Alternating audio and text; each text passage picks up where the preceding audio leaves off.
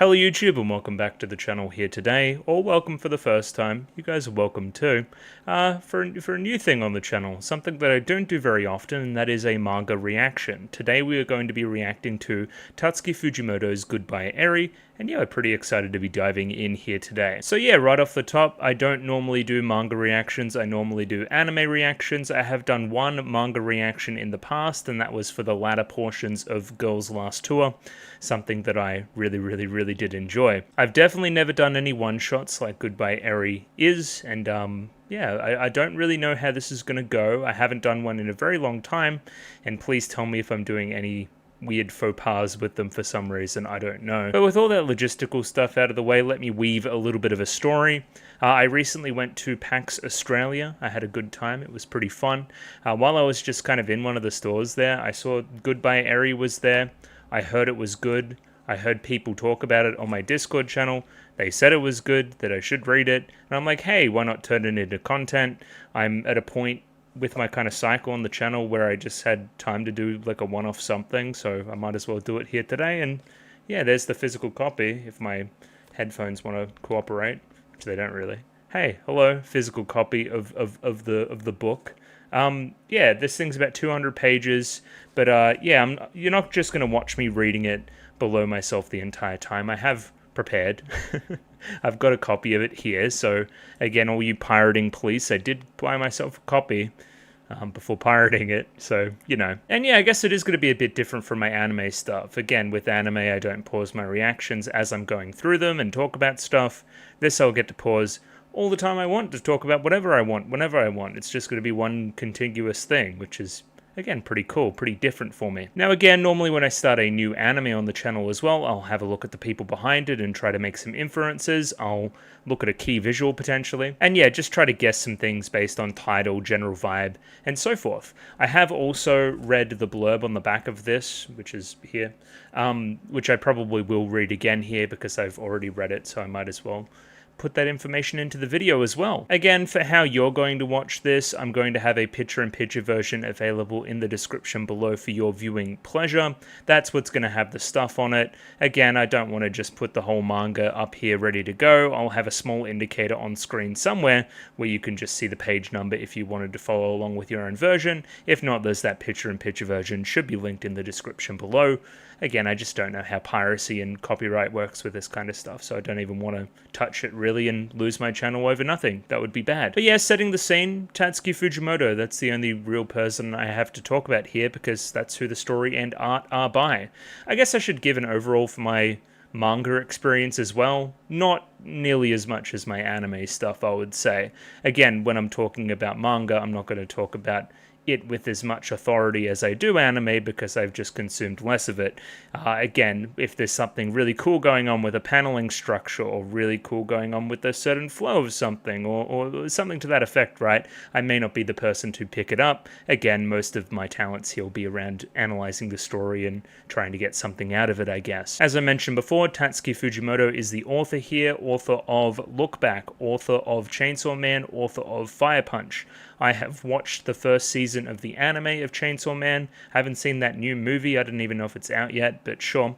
I thought Chainsaw Man was pretty damn good. I really enjoyed it. It was pretty tongue-in-cheek from what I saw. Still had its emotional side too, but yeah, aware of shonen tropes, I would say, and applying them to its own unique set of characters. Denji there and the whole gang and power and so forth. I thought it was just a good time. Again, definitely had its more somber moments, definitely had its more emotional moments, especially towards the second half there. But yeah, pretty impressive. Again, I'm familiar with the man's art style as well, considering I've been on the internet before and his stuff gets posted all the time. So yeah.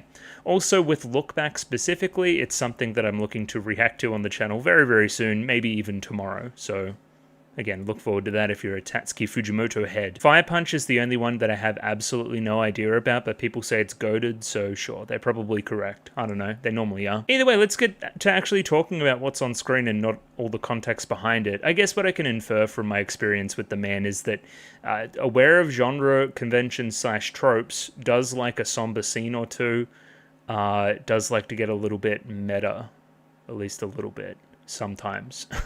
So maybe there's something in that to it, I'll say. And yes, now to the actual piece of fiction. Goodbye, Eri. So that's cue me reading the back of this.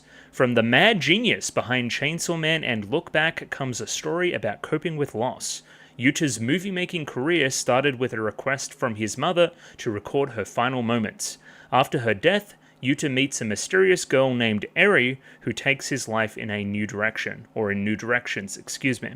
The two begin creating a movie together, but Eri is harboring an explosive secret. That is all I know. That is what is on the blurb there. I would imagine this is Eri on the front. Now the colors chosen, I really like the reds and the blues. I've been talking about that a lot on the channel lately, actually, in that kind of point of contrast. The cooler colors versus the intense colors.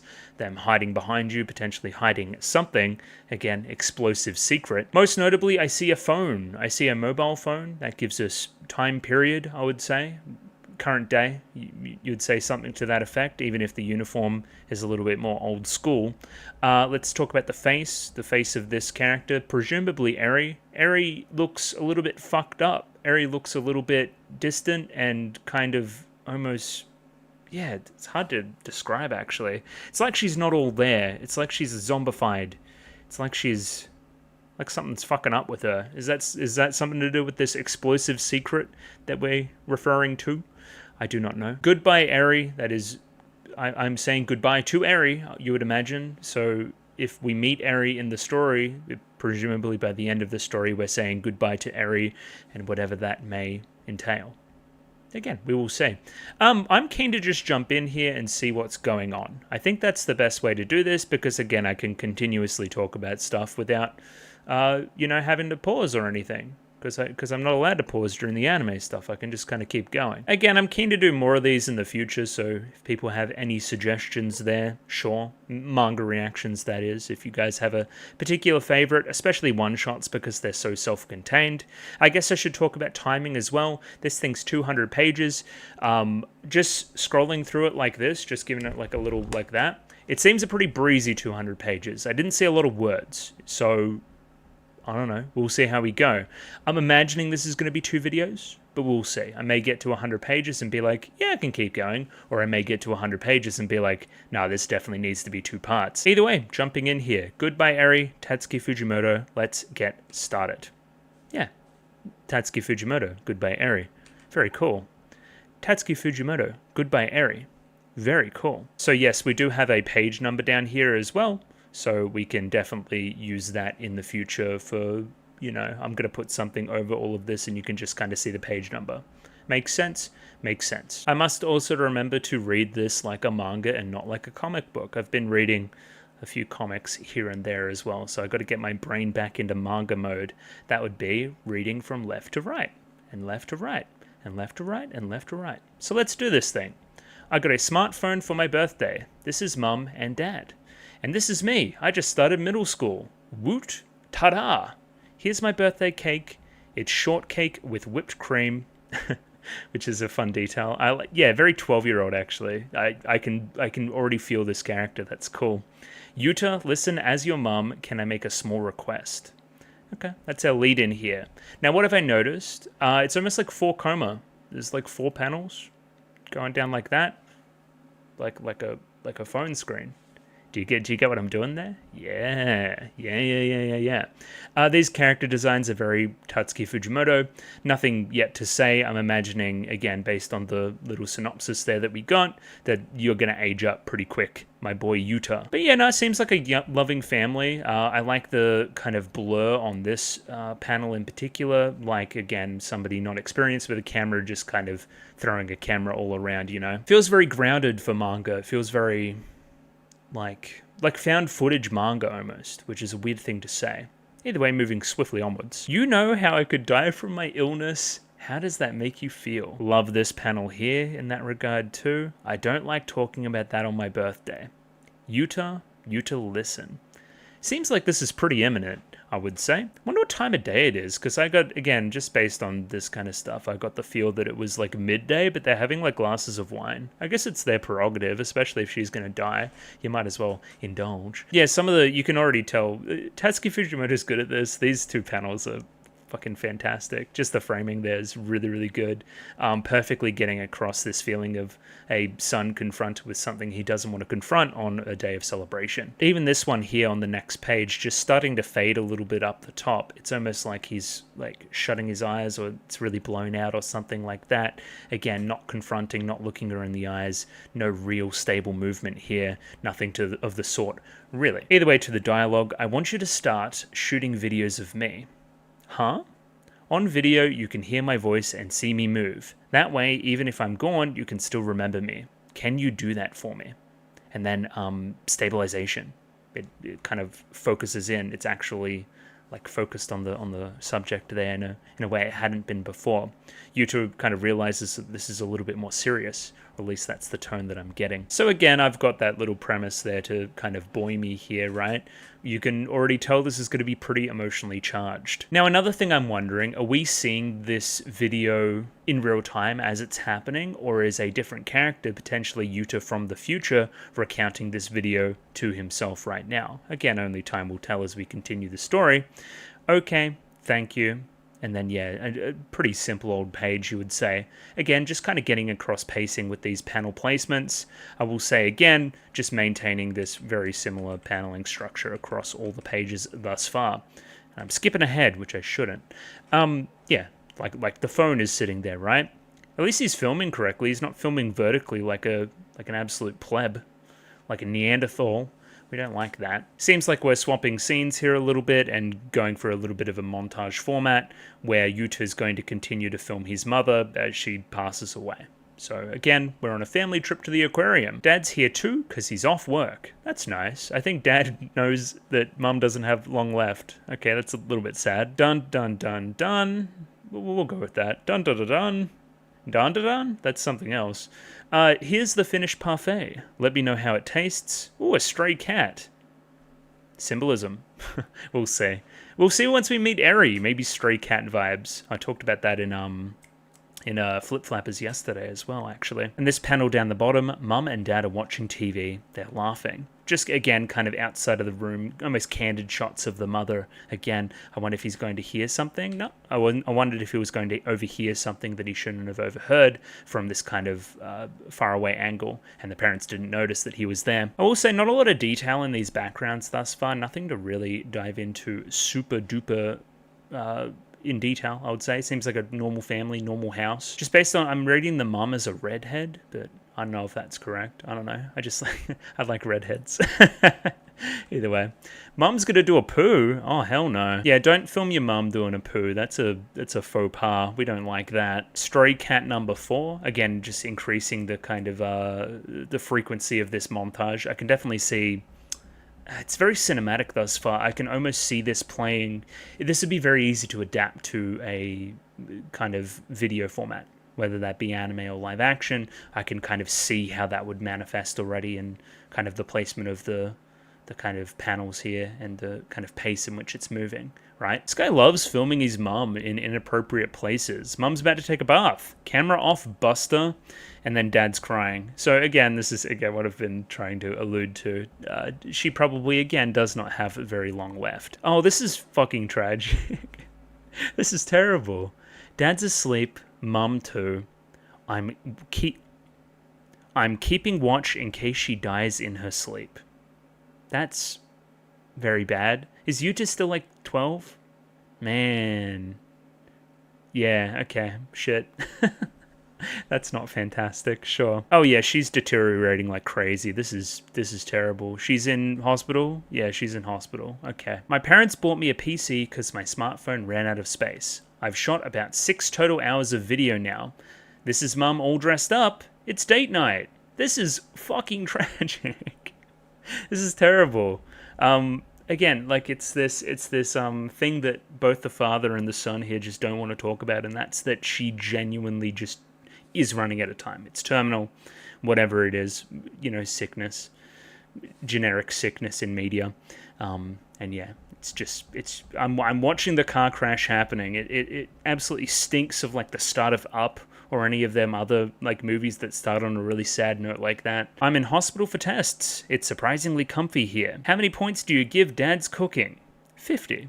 What's the scale? Is 50 good or is 50 bad? Looks like a nice piece of fish and some greens or something. That wouldn't go astray. I wouldn't mind that. That'd be pretty good. Again, the implication of Dad's cooking would be that Mum normally does the cooking. We can probably, even if we go back here, see her doing some cooking. She's deteriorating to the point where she's not cooking anymore. She's in hospital for the night. Dad has to step up and cook for the son. As we continue here, picture frame, happy family, torn apart. Very sterile room, very, not lived in. Squeaky clean, hospital-esque. You know what I'm talking about there. Dad's crying. Not good either. This is Toguchi, the nurse. She's close to my mum. It's Tauchi. This guy's an idiot. Nah, he's just 12, which is fair enough. Look at this scrape I got. Looks nasty. Are you showing that to the nurse? Maybe, I don't know, maybe he's just filming his own little scab there. My video files cross the 40-hour mark. I'm staying home from school starting tomorrow because Mum's in hospital for real now. This is my face right now. Oh, yeah, okay, sure. Doesn't look particularly happy. He looks kind of like he's like yelling, like, what's up? Like, kind of like that. But again, probably not the vibe considering Mum's probably dead in, I'm giving her like 4 pages. We'll see. I'm unwell all the time now. It feels like this might last until I die. This is the hospital food. It tastes bland. I don't know if it's the food or my taste buds. I wonder who's talking. Is this Yuta? It kind of sounds like something Yuta would say. Hey now, kiddo, there's no need to film your dad. I guess I should say that I'm using the Viz Media version, so if you're like really sad about the translation there for some reason, sorry. It's also the version I bought, so shit happens. I cooked this. How many points do I get? 2. 2's bad. We don't like that. Again, the level of cooking is probably diminished. This looks like takeout or something, right? This almost looks like a memory or like a video of a video just based on the kind of fidelity of the background there. And then the bottom panel there with the 3 toothbrushes. Again, happy family of toothbrushes that have now, again, is this like a break in one of them? Is one of them kind of falling apart, deteriorating, something to that effect? Again, pretty simple metaphor, but I'm pretty sure that you guys can see it. Yeah, this is just this is continued for way longer than I thought it would happen. This is just somebody's life deteriorating in front of them. That's bad. I have over 100 hours of video files now. Also, I guess my mum might not have long now. That a pause. I still can't wrap my head around it, so I'm not even sad about it. No, I'm sad. I am. Yeah, again, you gotta remember that the kid's 12. He's never experienced any real loss in his life, nevertheless his mother. Like, how can you even begin to cope with that? How would you? You can't. Again, potentially this will have long-lasting ramifications for the rest of the story here. Oh, this is great. It's pretty pointed, but I think it gets the point across pretty well. We have Yuta here in the final moments of his mother's life, still continuing to filming bugs on the ground, specifically ants pulling apart a grasshopper. In my cursory Google search just then, it seems like a grasshopper potentially means good luck, which is an interesting thing. Also transformations and a new beginning, which again makes sense for the start of a story. Transformation may be interesting as well as we continue as a theme.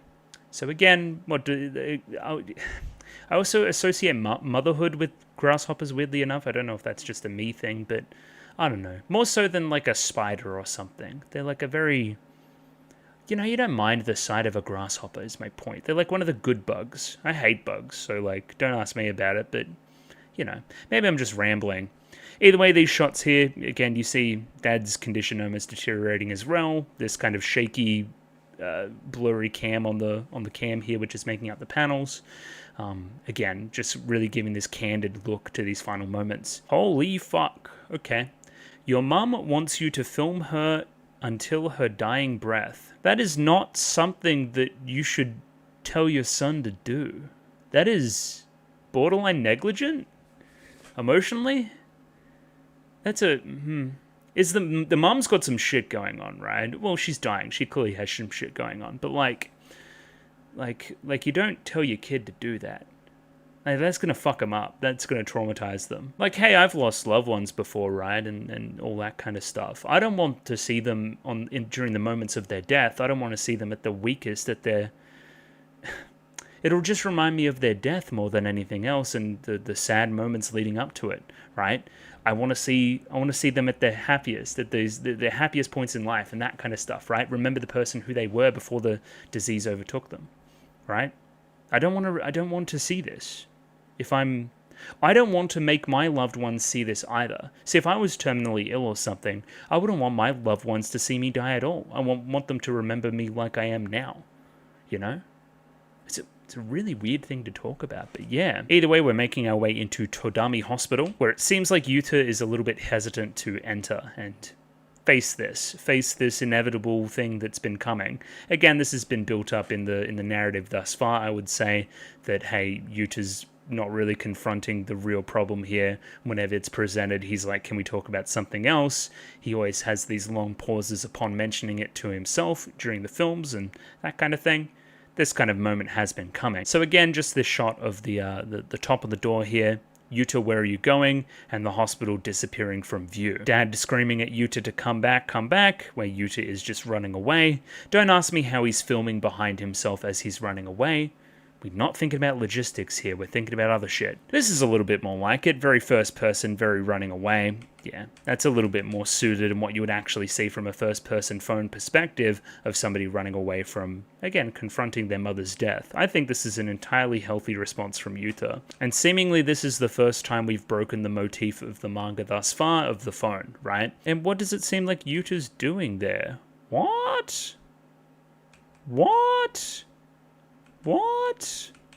Okay, what is happening? Pause? Okay, hang on. Let's break this down. We see Yuta. Hello, Yuta. Yuta is here. Yuta blows up the hospital and then says goodbye, Mom, to a class of students that are watching. So this is like his student film. He's in middle school, something to that effect.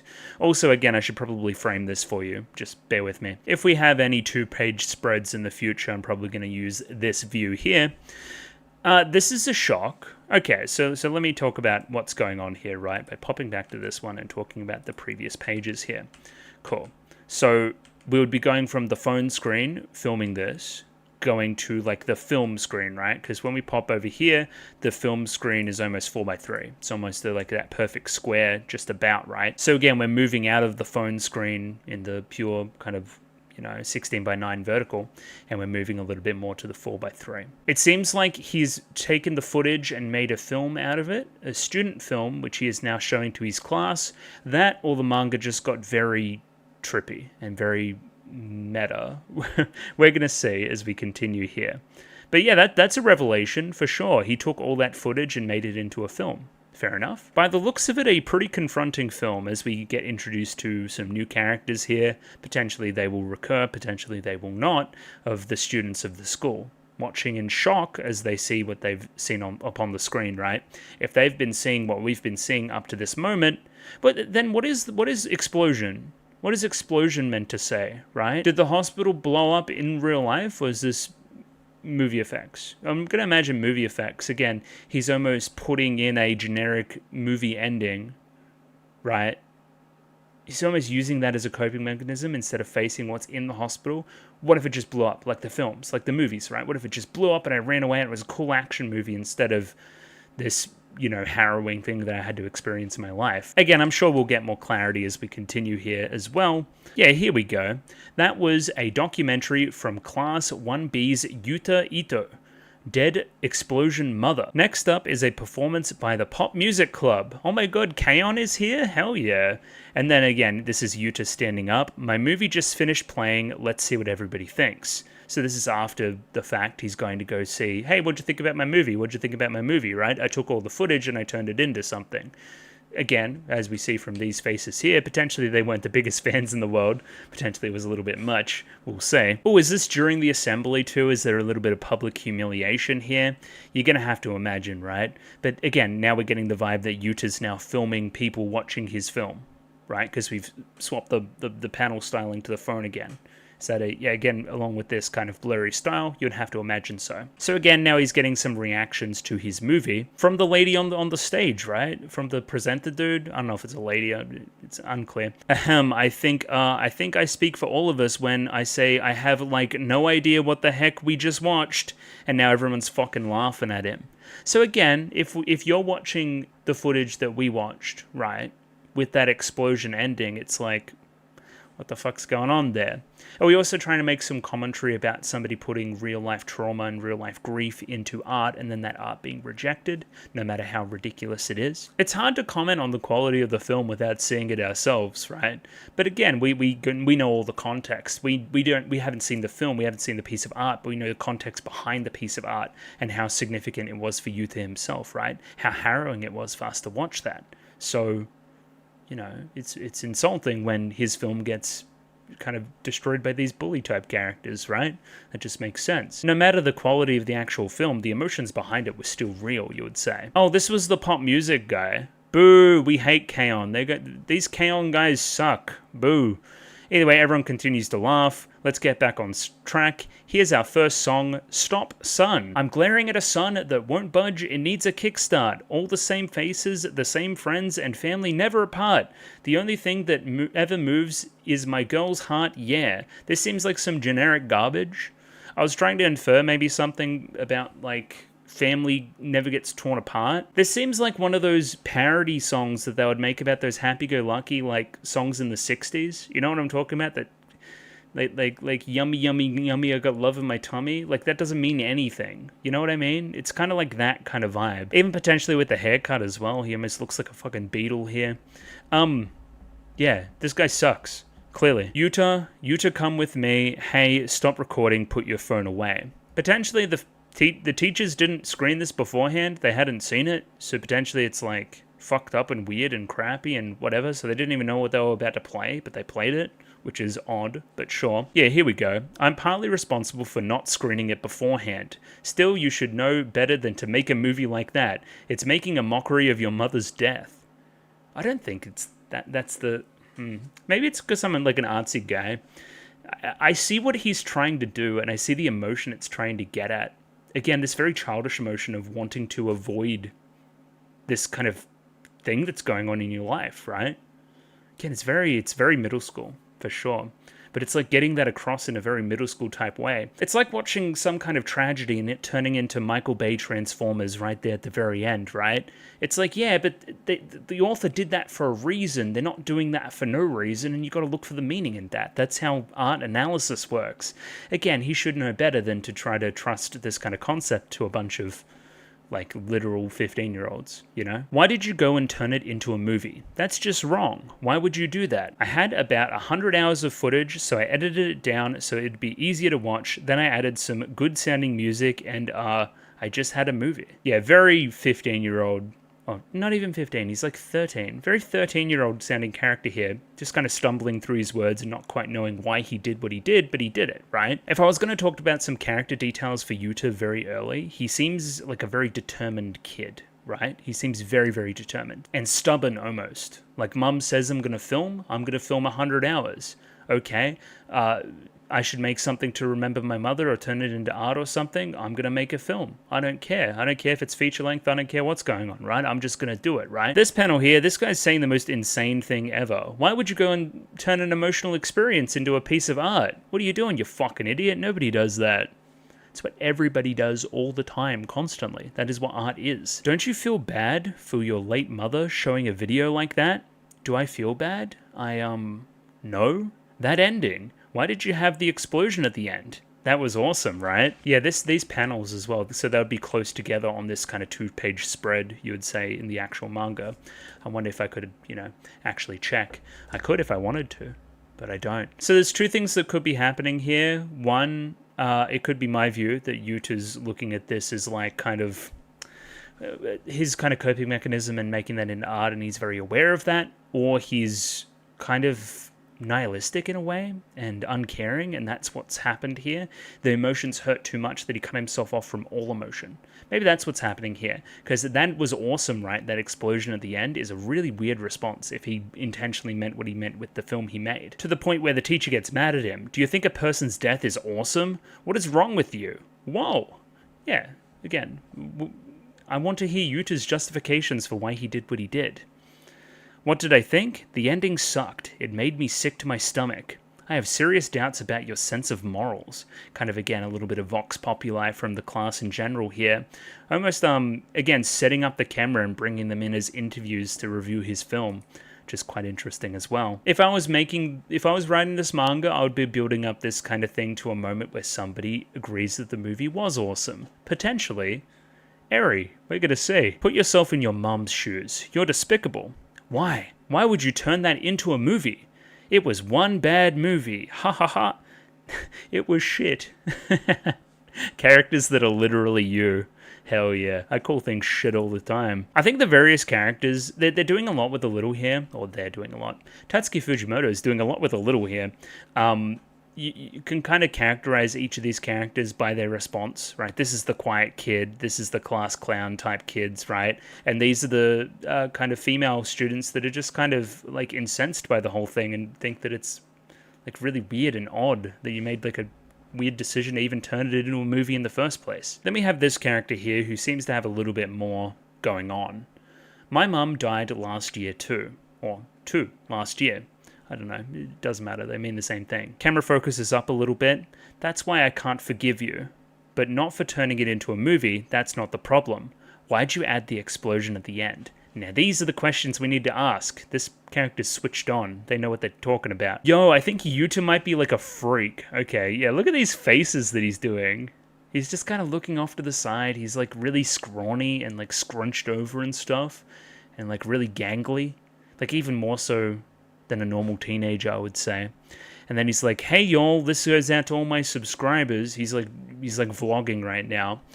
This is to all the people that made fun of me. This is addressed to all the people that made fun of my film. I would say, again, this is a very effective page, even if it doesn't look like much is going on. I think it characterizes Yuta as somebody who's deeply unwell. Yeah, more so than again, between this back here and this, now I see Yuta as somebody that's not all there. Oh, okay, that's why he looks, okay. If you're watching this, then I'm already dead. I've committed suicide by jumping off the roof of the hospital where my mom died.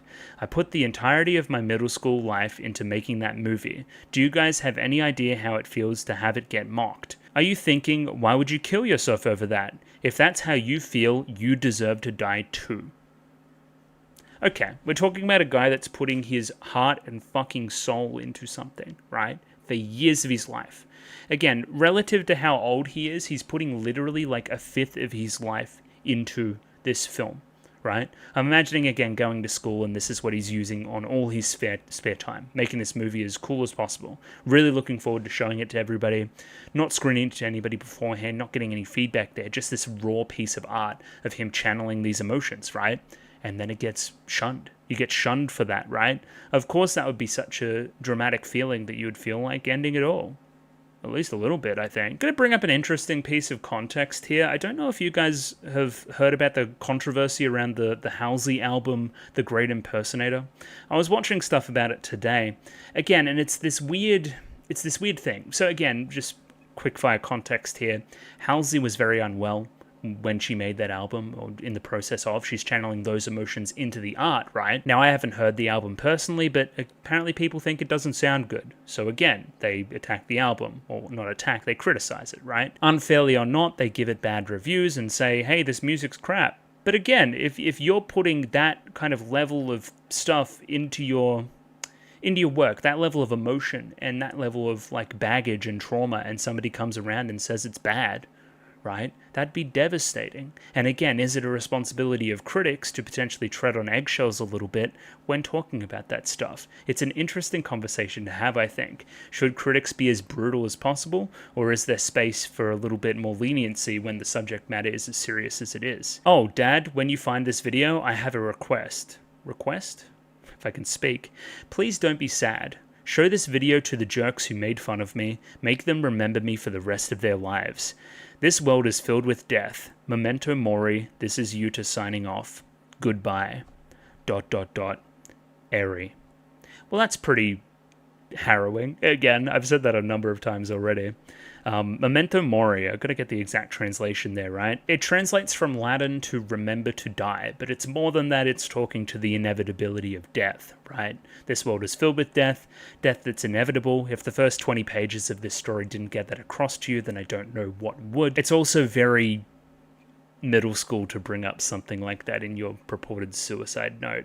Again, we're 35 pages in, there's 200 pages. I wouldn't imagine he offs himself right now, unless we change main characters. Now, it seems like we have some POV stuff of him making his way to the top of Tadami Hospital.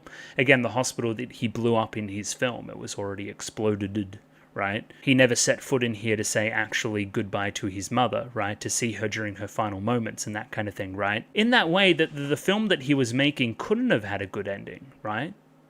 Right? Because he didn't film it. He didn't have the footage there. So again, maybe he's lamenting his cowardice during that moment through his art of not being able to finish the film either, if that makes any sense, right? Because he doesn't have that ending. He's not bringing any closure to the film like he didn't bring any closure to his relationship with his mother, you know?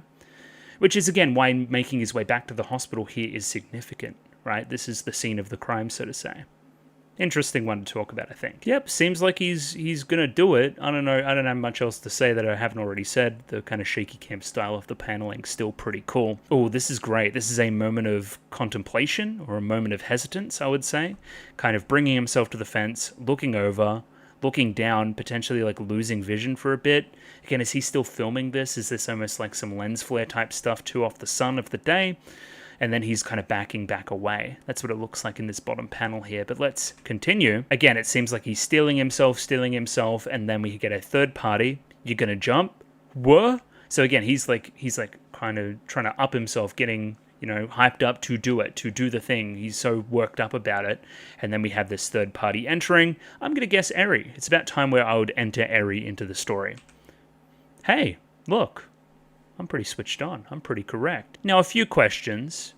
Why are you here, Eri? Are you sick? Are you sick too? Maybe. We will see as we continue. I was about to say we'll never know. Of course we'll know. We'll learn here in but a moment. My other thing is, if I go back here a little bit further, does she attend the same school? Seemingly she does, based on the girls' uniforms back here. She does attend that same school. So, again, potentially you've seen the film. Again, we'll see as we continue. Oh, specifically here as well, the whole page is a great kind of character introduction for this person that we hadn't seen before, right? It's almost like his eyes are taking in this visage instead of the camera. He's personally invested instead of, you know, again, that barrier between the screen and the subject, you know? If you want to die, don't do it here. You'll hurt the hospital's reputation. I don't really care, big dog. Go die at the hospital near the station. The doctors there are total jerks. Do it there. Also, if you're serious about dying, the money in your wallet. And she seems to contemplate for a moment in the bottom frame. You have experience with doctors to the point where you would consider certain doctors to be jerks. Thoughts? Weird. Potentially, again, you're at the hospital for a reason. So there's two reasons. Either you're sick or you have a family member that's sick. Either way, you can relate to Yuta on a level and what he's going through. Continuing here with the next page. Huh? Wait a sec. No way. Are you by chance Yuta Ito from Dead Explosion Mother? Yeah, that's me. And then, yeah, she seems to try to take him in for a moment. Again, she's seen the film. Potentially, it's even gone viral, you know? Somebody filmed the film, got a copy of it, put it online. Now it's a big running joke and that kind of thing. Again, I'm not going to school anymore. I'm the, you know, butt of many jokes, that kind of vibe to it all. Again, was all this kind of effort that I channeled into this art that just led to me getting teased and berated at my own school at somewhere where I have to be 7 hours a day?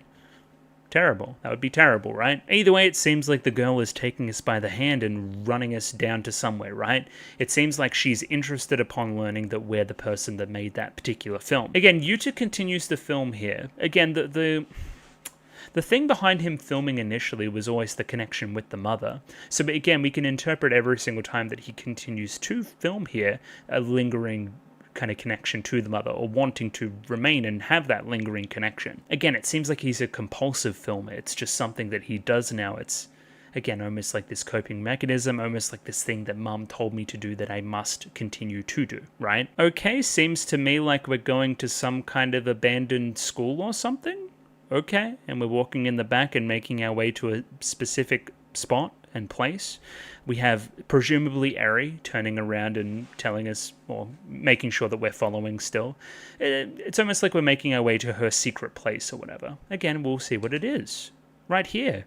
in this filming room, apparently. Again, now the camera's very interesting as well, because presumably we're not in Yuta's phone, we're on the other side of the screen. It's like the subjects of the manga are observing us, the reader, which is an interesting look. If we're just going to sit here and we're going to screen films and it's going to be really comfy, I could do that, you know.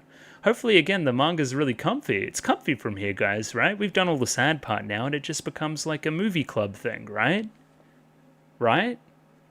I don't think so. I can't think of a particular film we would be watching here. I don't really know what this reference is. If you know anything about Tatsuki Fujimoto and his work on Chainsaw Man, specifically in combination with Mappa's adaptation, loves a movie reference more than anything else in the world. So again, if this has a specific analog, I am all ears to find out what that is. Again, it seems like Eri is entranced with the work, just continuing to watch along. Ooh, characters that are literally you. Again, I'm the worst for talking during movies, so Yuta's kind of like me, you know.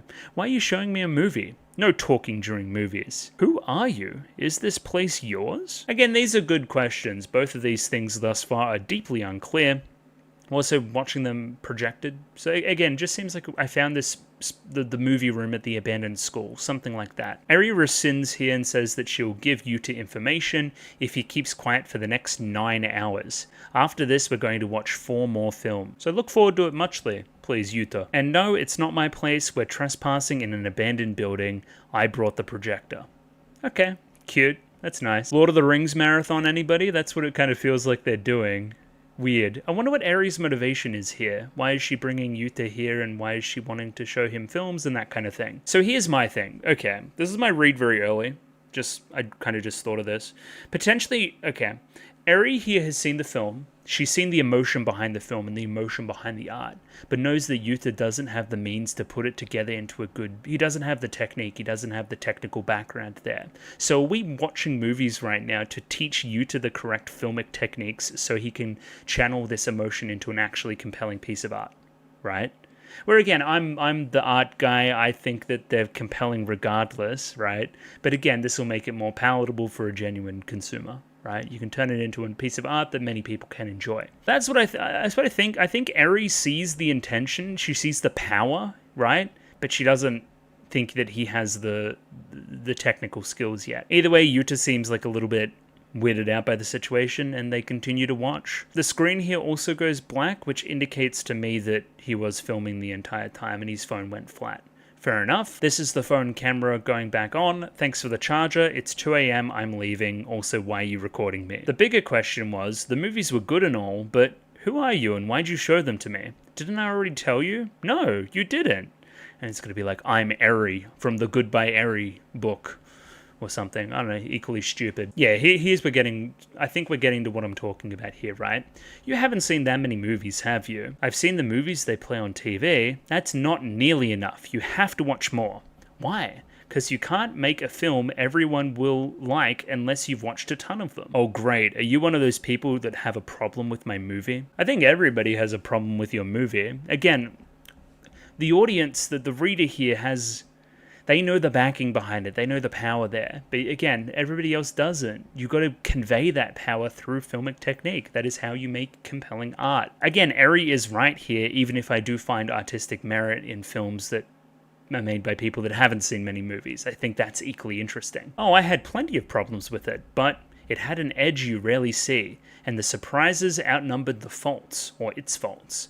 It's an immature work for sure, yet despite it running for close to 20 minutes, I could watch it all without getting bored. And the way it blurred the line between fact and fiction for me, that was a good puzzle.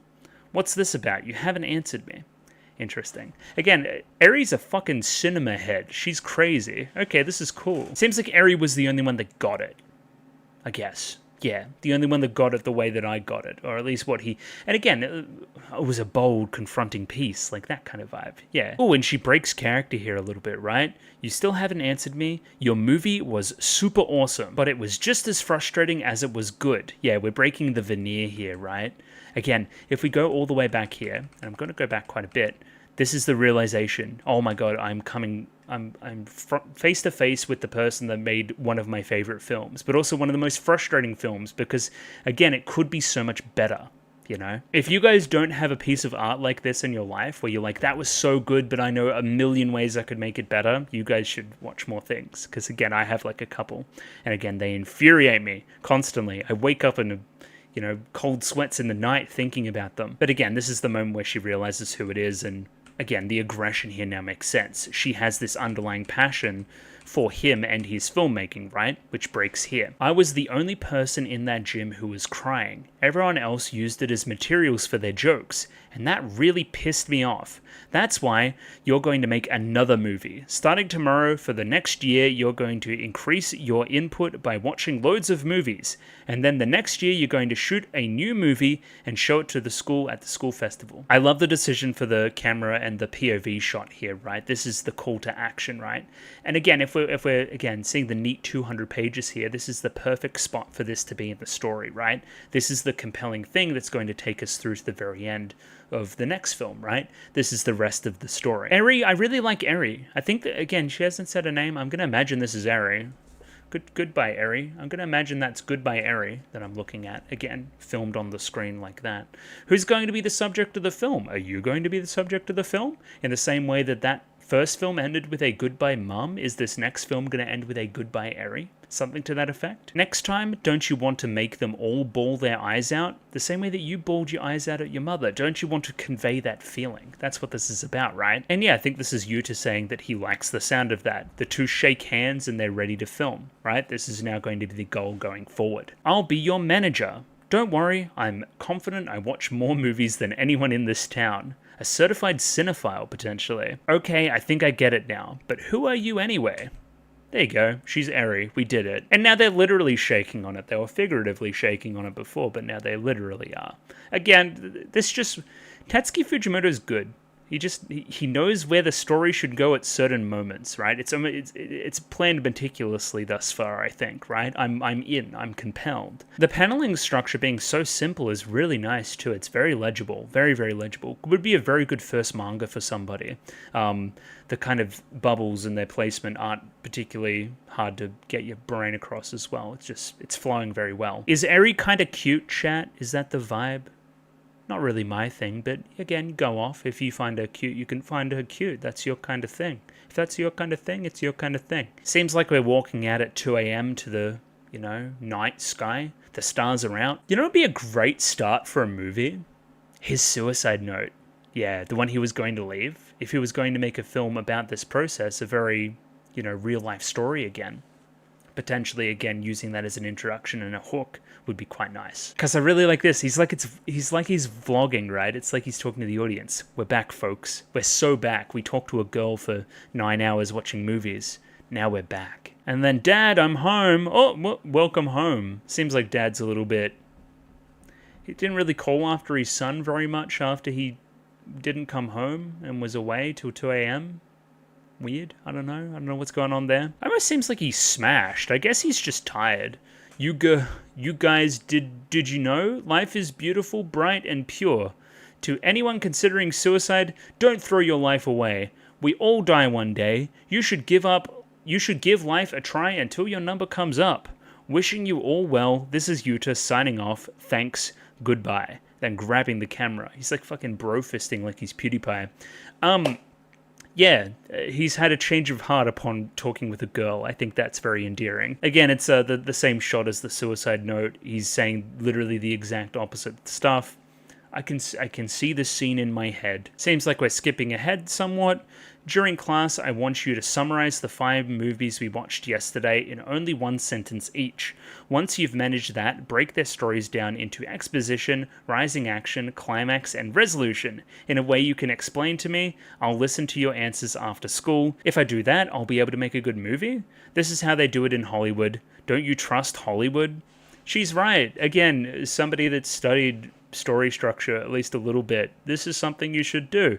It's also great and meta and stuff, because this here that we're reading is a great example of story structure. We can clearly see the exposition and the hook for the start of the narrative and all that stuff already presently in the 62 pages that we've read thus far. I think that's fascinating. Seems like we're just kind of walking home. That's the vibe right now. We're just kind of hanging out at school. And after that, in the last scene, the protagonist is able to move forward with a positive attitude. The end. Did I do that right? I guess that's the best I can expect at the start. I'll accept it. Come on, what's with that? Again, from the, cursory piece of information we get here, excuse me, from the cursory piece of information we get there, this is pretty basic analysis. This is something anybody off the street could do. Again, potentially he's going to, as he watches more films, experiences more stories, does that kind of thing, he will be a little bit stronger in this kind of area. Read some literature as well. Read other critics. It becomes easier to do. Let's buy dinner at the convenience store. After school, we'll watch 3 movies minimum every day at that spot. Seems like Eri is shopping. Yeesh, you're really gonna eat all that? It's not like I'll put on weight anyway. What? It's not like I'll put on weight anyway? Is that Eri? Again, she was at the hospital for a reason. Keeping an eye on it is another close character to my good friend Yuta going to pass away. Don't know. Why can't she put on weight? Why can't she put on weight, bro? I don't understand. I do not understand. Either way, it seems like the gang is having a good time watching more movies. Bye. Meet me again tomorrow at 9 AM sharp. We're watching movies on days off school too? What? You don't want to? You should be glad you get to spend all day with a babe like me. If you have an extracurricular in the way, then quit it. Okay, again, devote your entire self to me and watching movies. I could potentially see this way why this may be appealing to somebody. I don't know. I can maybe a little bit. I don't know. A babe like Eri. So again, they're just spending their days together, watching movies, buying stuff, buying different food. They're essentially dating. They're two cinephiles dating each other. Are they going to end up smooching, chat? Potentially. Very likely, actually. I'm looking for references and things up here. This just says kill nutrition. I don't know what that is. Maybe it's something. Again, Tatsuki Fujimoto knows his movies. Again, this is dictating a cycle. Again, go pick a movie, go watch a movie, go get food, go watch a movie, day after day, on our days off, out of uniform, on our days on, in uniform, you know? We do it every day. This would be like a kind of disgusting movie. They're both kind of like squeamish while watching it, and this one, again, very similarly, again, they're like, oh, I don't know about that. That's a little bit confronting, watching these movies that confront you as well. This one here seems like a little bit funny. Buying more food again, watching more movies, picking... Oh, that's literally Call Me By Your Name? That's great. Yes, which makes me think that this up here would have to be a film as well that I'm unaware of. But I know that one. Timothée Chalamet, of course. This looks like Jackie Chan maybe too. Weird. Either way, one of these movies is funny. One of these is fucking boring, and they're really tired. Again, as somebody that's done movie marathons before with my friends... Yeah, you get to the boring ones and it fucking sucks. It's like, why the fuck are we even doing this? This sucks. I'm doing anything else. Funny anecdote. Just because we were like edgelords when we were teenagers, like literally me and my friends took a day, we sat down and we watched all 4 Michael Bay Transformers movies, there was 4 at the time, before going and seeing the 5th in cinemas that night. I've never had my brain melted more. I was losing my fucking mind by the 4th one. It was one of the worst things I've ever done, but it was so much fun. It was so good. But yeah, words cannot describe that experience. Again, I'm seeing that reflected at me through some of this stuff in the manga. Yeah, definitely getting this across. Again, this cycle growing quicker and quicker. We're cutting out all the minutiae now, and the movies are becoming more and more important. Again, scared, disgusted, bored, laughing, head on shoulder, chat, he's in, maybe. They're even going to the Kinoplex themselves, maybe. Yeah, maybe not. Maybe they're just going to the movie. Yeah, no, they're sitting at the movies here. They're essentially dating. I think they're dating. And this is post the date, right? Also, don't film in the movie. I guess he turns off his camera here for the movie itself, right? Yeah, okay, fair enough. Now we're getting some dialogue again. By the way, I'm definitely stopping at page 100. There's way too much here to do in one video. Holy shit. You actually like cliche stuff, don't you? You cried during the heroine's death scene. What shallow analysis. I cried because the story resonated with my own life. Also, don't you have this habit of making a low-key peace sign whenever a character scores a win? Maybe. You may put on this facade of being somebody that, again, sees... shallow films as shallow things, and I like the artsy stuff and that kind of thing, but there can still be that cliche stuff that really does resonate. Again, if this channel isn't a testament to something like that happening every so often, then I don't know what is. I've seen stuff that is the classics that's meant to make me have these massive emotional reactions, and it doesn't, and then based on my own personal experience, I have a stronger reaction to something else. That's just experiencing life and how art makes you feel. Here we see the low-key peace sign in question. Again, whenever like the hero gets a hero win, you know what I mean. little peace sign. That's adorable. Again, it also speaks to Yuta watching Eri during the movies instead of watching the movie itself sometimes too, which may talk to where his true passions may lie. Eri's hitting back here. Well, you say, oh yeah, every time there's nipples on screen. Bros, doesn't everybody do that? I would do that, for sure. Do not, do too, do not, do too. Wouldn't that be crude? Maybe you're saying it unconsciously. I don't. I really don't say it. Oh, you say it all right. Do too, do not, do too. Yeah, you must remember they're still like 15, 16. Oh, and then he's caught in the act, caught in 4K. He actually did indeed say, oh yeah, upon a nipple being on screen. I should start doing that. That would be a very funny gimmick. No, it wouldn't. It'll get obnoxious very quickly. Yeah, this is funny. This is, yeah. So true. Teenage boy moment. He did it. What? Come on, tell me. Forget it. It's nothing. It has something, right? What is it? You're freaking me out. Be quiet. Oh, it's bugging me so much I can't focus on the movie. Shut up already. Yeah, these two are bickering like a old married couple. They're so into each other, it's crazy. Seems like we're taking the kind of camera here again and we're turning it off slightly and then refocusing it. I think you're ready to plot out your next movie. Plot it out? What's that? It's deciding the basic outline of the story before you write the screenplay. Okay, yeah, fair enough. And I'm coming up with this? No duh. Of course you're doing. It's your film, of course. What's the story of the film going to be? And where are you going to get your footage from? Potentially we're already watching the footage, chat. Potentially, right? Hey, wouldn't it be better for someone else to write it? You could come up with a better story than I could, Eri. You're always way better at this kind of stuff, you know? You watch more movies than me. It has to be you. Why? I want to watch your movie because I'm in love. And then it's like, oh, chat, I'm in. Is she in love with you or your films? Oh, here we go. Did you just confess to me? No, you idiot. I'm in love with your movies. Besides, if I made the movie, it wouldn't be a school festival rematch. Oh, right. Oh, yeah. Here, I'll give you a potato stick. Now go think up a plot. This is adorable. This is great. Because now you're getting a little bit embarrassed too. You can kind of tell. Also, like, did he, like, turn the camera to himself and pog out?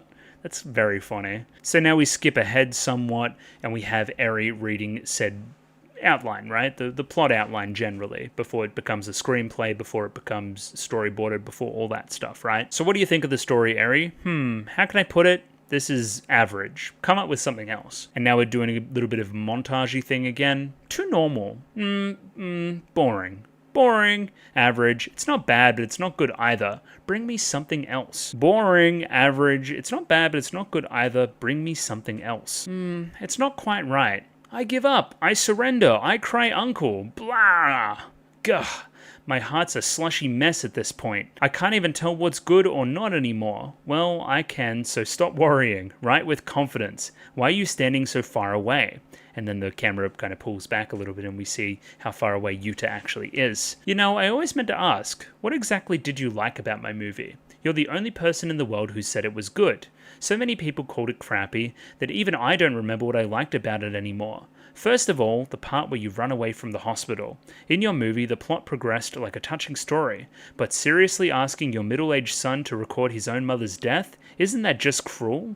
Did that actually happen? Or was that part of the film? Again, it is unnecessarily cruel. I went into how it was cruel earlier in the video here. Also, again, note that he's still standing very far away. We'll see if this changes over the course of the paneling structure of the next page. It does. So when you ran away from the hospital as it exploded, it felt cathartic to me. The next thing that moved me was how beautifully you always shot your mother. If it were me, I'd be really happy having someone capture me that beautifully. Also, I like your main character. He's good. Even though your mother is the one in the title, you are the most likable character in the movie. So in your next movie, I don't want to see someone else's story, I want to see your story. Now this has revealed something to me that I did not know. The start of the whole start is his movie. It isn't his life.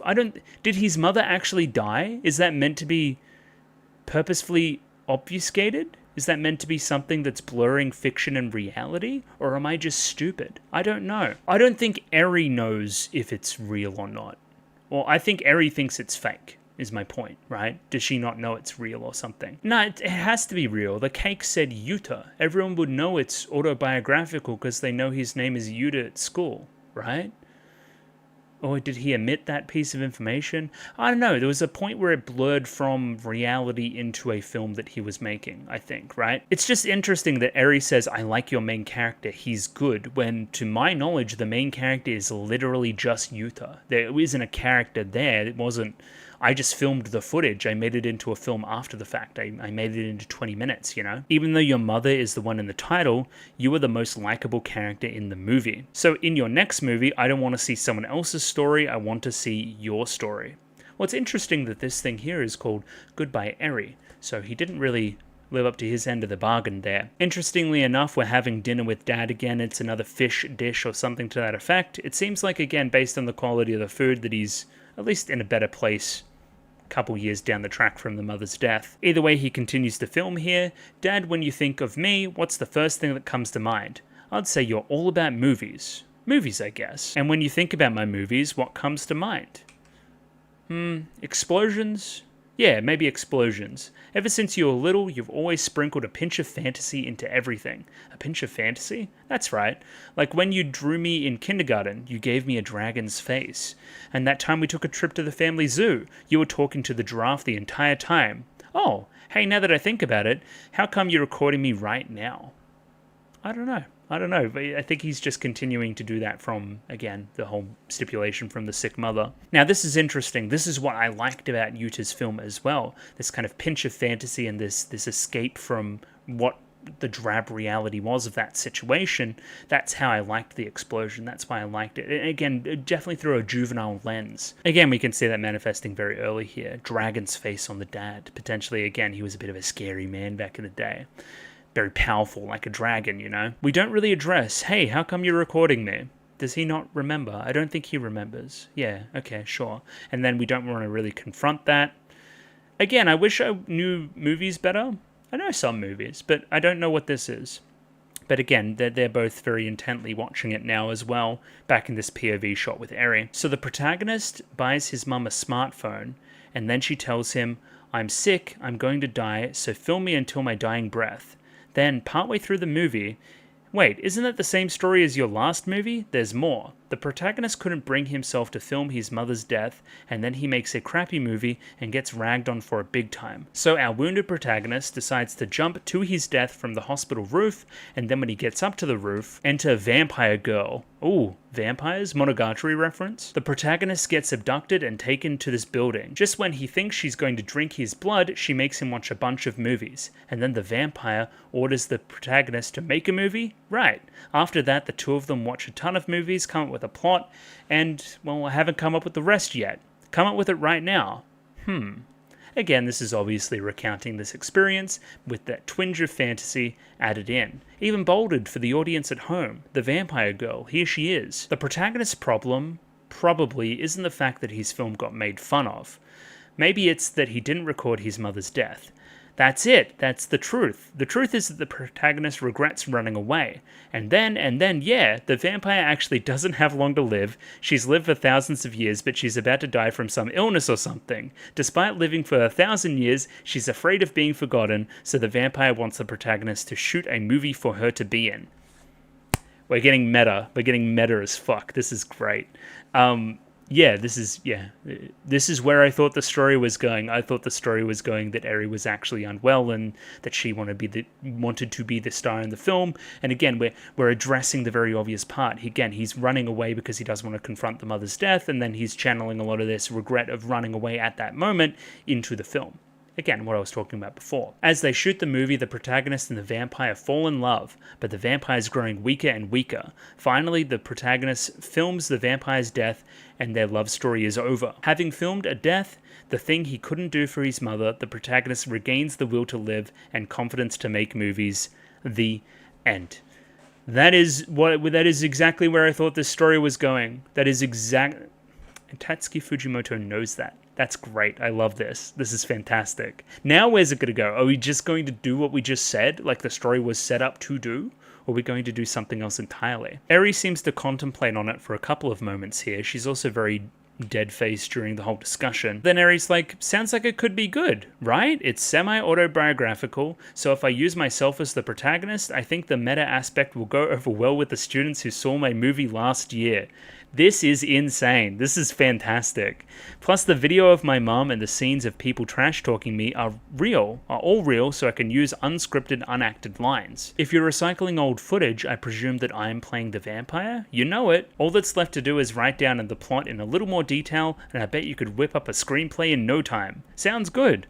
Alright, before I write the screenplay, will you meet my dad? What? Okay, sure. When I told him we were shooting a movie, he said he wanted to meet you. My dad's a chatterbox, he's gonna talk your ear off. You're meeting the parents. You guys are so in. That's crazy. Now, I'm just trying to find a good stopping point. I think maybe after this scene, because again, I'm at 91 now, there's 200 pages. About here would be a good stopping point, you would think. Either way, it seems like we're having a meal together as a happy family. They seem to be getting on. My dad's a real chatterbox. And then he's just like not talking at all. Okay, yeah, that's fantastic. That's good too. That's some good gear. Is there anything that I can really take from this? Not really. Just kind of eating food, I guess. He's like rubbing his nose, which is very candid as well. Like just, you know, something you wouldn't normally keep on a film if you were keeping a film. No, this is exactly how the scene played out. They didn't say a word to each other. I guess Dad's contemplating here as we actually get to the dialogue. Look, I'm sorry to ruin this nice meal. Wasn't really a nice meal, we didn't really speak before this, but as Yuta's father, there's something I need to get off my chest. Eri, I want you to stop pushing Yuta to make this movie. Dad, what are you saying? Let him talk. I saw how much Yuta was hurt by his mother's passing. I saw how much it hurt him when he made that movie to vent his feelings too. My son's been happier since meeting you, and for that I can't thank you enough. But even so, if making this new movie hurts him again, this time it might damage beyond repair his ability to move forward. I once aimed to be a creator myself, so I know how it goes. And when you create a work you're confident in, and others take your creation and mock it and treat it like a plaything, it messes you up. But Dad, I chose Yuta, you be quiet. Eri, get out of this house. I don't want you coming near Yuta ever again. Do you hear me? I promised my late wife that I'd protect this family. You leave our family alone. I'm begging you, just leave us be. This went crazy very quickly. Now, this, again, I was being stupid before, it confirms that everything actually is real, which is nice. We like that it's real. What can I say about Yuta's father here and the revelations there? He's very much like a big Yuta, like a Yuta that grew up and had his heart torn out and that kind of stuff, and never really got over the pain from, again, having his kind of creations laughed at and not making it in that industry and so forth, right? Like, you're almost alluring my son with this stuff. And again, I have to protect my family. I have to protect his emotions. My son was literally gonna fucking kill himself before. I don't want him to kill himself. And if you're telling him to do the thing that made him want to kill himself before, then I'm gonna tell you to get out. Fair enough? Fair enough. Yeah, the certain pages in this are fantastic. I love that this is just like a whole page of the same panel, essentially, right? And I don't want to print it, I don't. It's just, yeah, like it really lets a moment sit. Like, you can feel this conversation cinematically based on almost the timing of the panels. It feels like almost like a film, you know, like a film reel. Like, this is the film reel, and this is how the scene would sit as it's kind of rolling through and being projected, you know. Like, this is why there's so much stiltedness and, you know, because that's the way that the actual thing is going. And now I see the revelation. And cut. Whew, how'd I do? My acting wasn't too stiff? Oh, no, sir, you were very good. Glad to hear it. I did some theater with my friends after college. I up and quit when I didn't succeed right away, though. Really, though, Eri, thank you for spending so much time with Yuta. I mean it. So again, we're blurring lines here. So again, part of this is real. I'm all this stuff, right? I'm glad that you're making him feel better again. That side of it's real. It's coming from a real place. But again, the rest of this is to the benefit of the screenplay that we're writing, you know? But again, Dad's helping with the movie.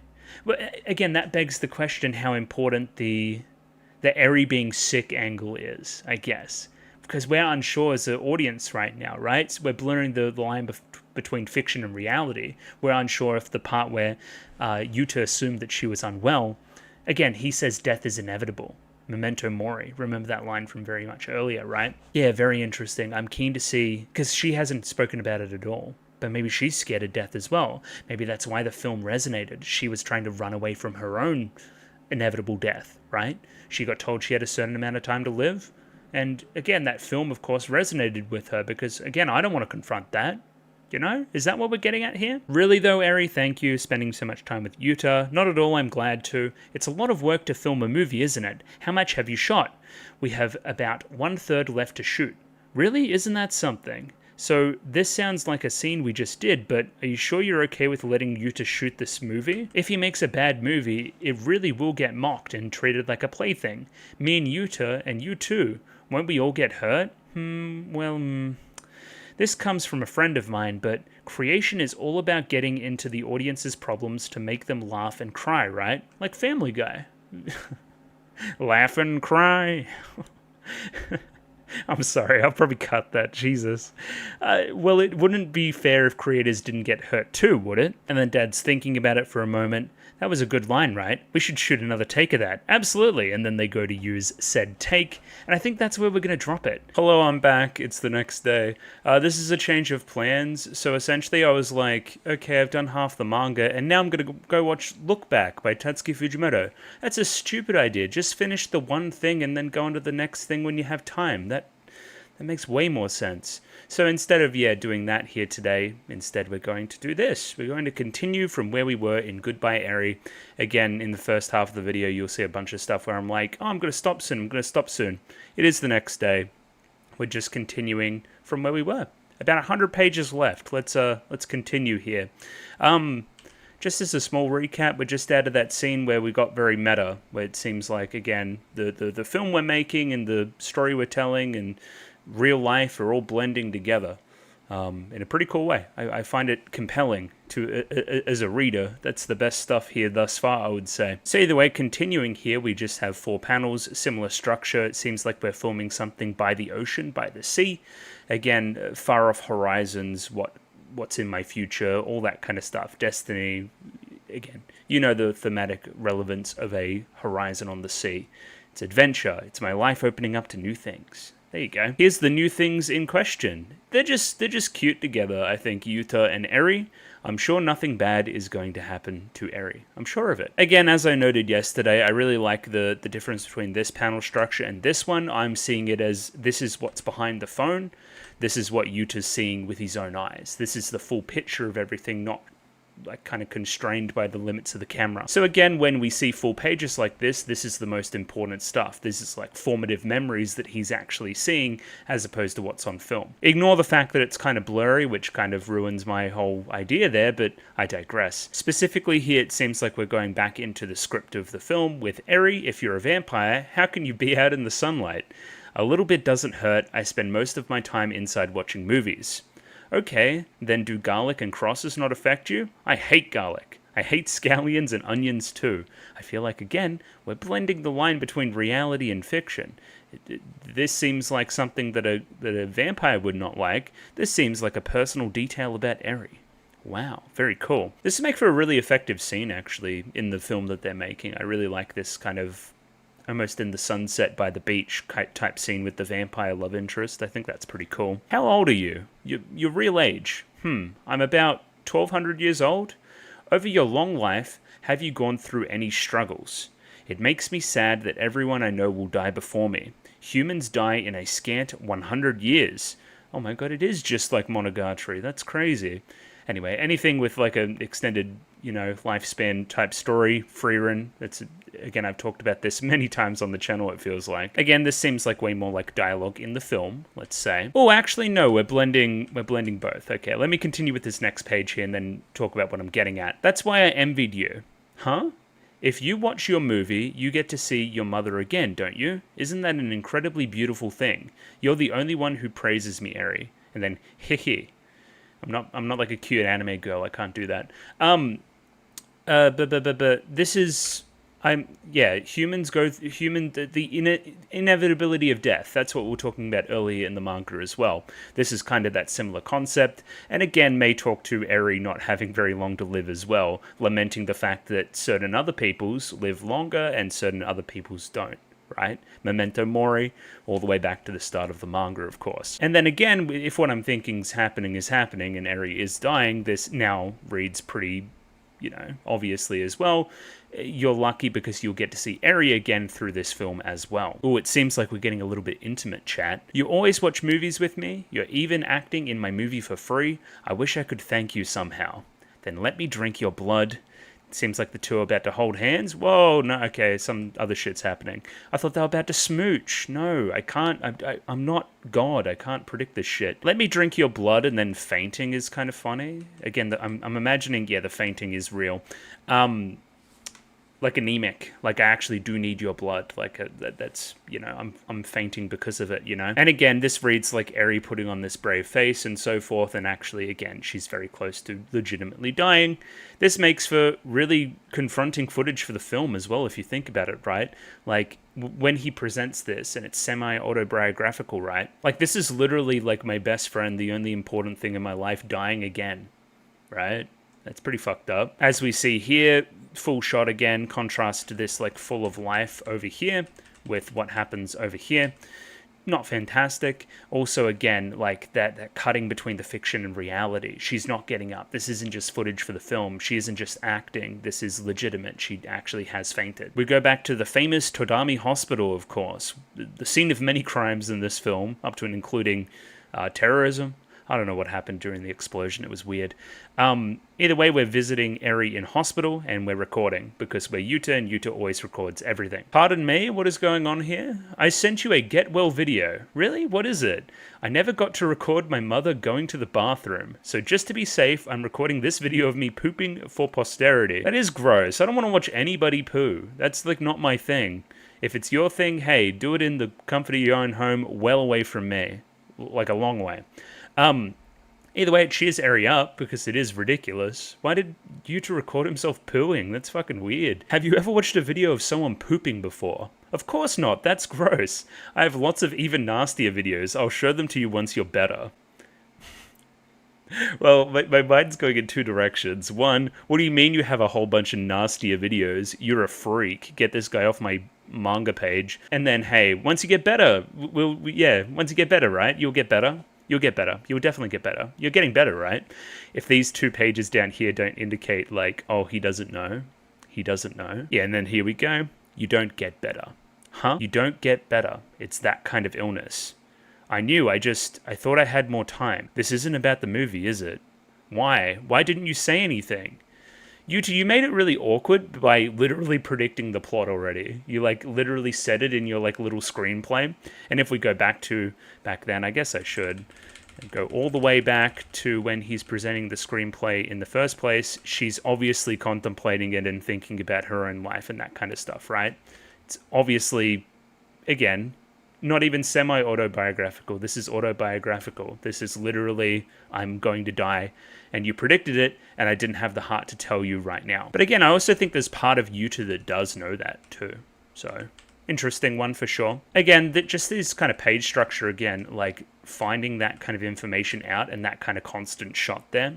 Again, the film reel stuff I was talking about, like dictating the pauses in the dialogue, pretty well done. Another pause there up the top. When I saw your movie, the truth is I related to your mum. I get wanting someone to film your death. In a movie, you could keep living. I envied her for that. So again, this is part of Eri's true motivation here coming out, part of why she actually legitimately related to the film. And again, the childish escapism ending to it all, right? Something that she wished could happen. She doesn't want to face her own death in the same way that Yuta didn't want to face his mother's, right? That's why the explosion was a real non sequitur. It came out of nowhere and it was really amazing to her. It gave her escapism from her own horrific personal experience, right? Something in that, I think? True. Eri continues to contemplate. I have a request. I want you to film me until the moment of my death. Just like in the plot you came up with. Will you? So now we have Yuta faced again with the decision to, I guess, remedy what happened before with his mother. Again, the mother asked for her final moments to be filmed, like, explicitly. Again, the mother... the mother's side of it, it's still weird. It's a weird thing to ask your son to do. It's traumatizing. It's almost very selfish in a way, but it's very human. Again, wanting to be preserved, wanting to have this lasting memory, almost wanting, again, the best for her son, wanting Yuta to face death here at this age, so he is okay going forward. He can face anything from there. He's gained that strength. Again, I'm trying to see it from the mother's perspective. Again, I've gone into why I don't think that's a good idea. And now Yuta's faced with that same decision again, 3 years down the line. It seems like Yuta's not taking it well. Another long pause in the dialogue here. What the hell? How can you... how can you ask me to do that? Who would want to do that? And just like before, Yuta is running away. Very similar shots as well, very similar from the same hospital even again, like these POV shots as he's running away. I wouldn't be surprised if we play off the explosion thing here again. Yeah, very blurry, very actiony shots as Yuta continues to run, again, overwhelmed with emotion, not concerned with turning it into cinema anymore or anything else. He's just, this is legitimate. Again, blurring that line between what is reality and what is fiction. Seems like it's the next day almost, and Yuta's just back to school, and there's no Eri, and there's no after-school movies or anything like that. It's just kind of everyday stuff. He's just kind of blocking it all out. That's what I kind of get from these 3 paneling structures. Running away and then going back to school and acting like everything's normal. Again, mirroring what he did in the past. Now, I don't know where he is right now. Weirdly enough, is he at school? Is he just kind of looking up in the classroom or something? Either way, we have a character entering saying that they heard about Eri. Oh, it's Dad. He's in his room, I guess. Okay, gotcha. It's very interesting. Again, the implication here is that he continues to film the entire time as well. Even now, he's just compulsively filming the ceiling as he's thinking about stuff, right? Again, is this made with the conscious decision to put it into the film, or is this something that he just does now? Again, almost a force of habit. It seems like after a while, after this kind of stuff, Yuta didn't go back to school, I guess. Dad enters. Aren't you going to go to school? Just leave me alone. Hey! Yuta? What? Get out of my room already. Seems like Dad's going to have a little bit of a heart-to-heart here. I know I praised it very, very early in this video about just kind of the candid framing and the... Like, this is a master mangaka at work here with this kind of stuff, right? How do you even think to draw that? Did you, like... Because that's realistically, if I'm like lying on my bed over there and I've got a camera and I turn to face somebody, that's like realistically what the camera would look like. And I think that just goes to show the Tatsuki Fujimoto difference, right? Where he's just kind of, he thinks about that stuff a little bit more than your average bear, I would say. Oh, this is a revelation. Dad, your mum's final moments, I recorded them. Do you want to see? What an interesting thing to say. Yeah, okay, so he carried on that legacy regardless of Yuta, right? Yuta ran away, Yuta had his own kind of issues there, but Dad was able to do it. And again, that would be even harder for the father, of course. The father's known the mother for longer, it's the love of his life and all that kind of stuff. We also have the crucial context from about 20 pages ago that Dad used to be into all this filming stuff anyway, right? He used to be a creative, used to want to make movies, used to want to do all that kind of stuff, right? Was really passionate about movies and so forth. So again, he feels like Yuta all grown up. I've said that previously as well. Now again, Yuta will be faced with a similar decision, needing to film the love of his life thus far in Eri, needing to film her final moments, right? I guess he does decide to indeed look at them, right? This is tragic. Look how fucking gaunt she is. It's like she's gonna die or something. So here's Yuta's dad. Yuta won't come out of the car, so since it's your wish, I'll be recording. Why isn't Yuta here? Why? Yuta, he doesn't want his mum to die, so he couldn't make it this far. Okay. Okay, right. So again, this mum knows she's about to die, and Yuta couldn't fulfill his part of the obligation, and that's kind of crushing for her. Because, again, what I've talked about, I think I see the mum's motivation here, wanting Yuta to face his fears and that kind of thing, wanting him to confront death, the inevitability of death, and all these kind of things that we've talked about thematically in the manga. Him not being able to do that is almost like, okay, I'm running out of time and I can't teach this lesson to my son. I feel like I've failed as a mother in a lot of ways, right? Again, I think what you're doing is kind of fucked up, but I see what you're getting at. Oh, seems like she didn't have a very high opinion of him. That boy was useless to the very end. Jesus Christ. Holy fuck. Are you serious? Shit. Seems like we're going for a bit of a perspective switch. Interesting. Okay. So, here's a bunch of footage that we didn't see from Yuta's mother that wasn't portrayed to us through the lens that was given to us through the start of the manga. This seems like the bait and switch, and I think this is very, very interesting.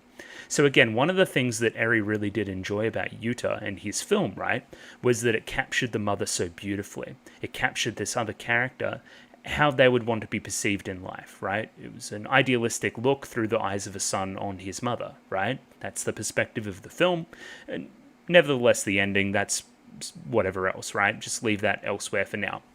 The things we see in the start of the manga, it is that film that omits parts of the footage, that omits this kind of stuff, right? Yuta, hurry up and record. What are you waiting for? Don't you realize I could die?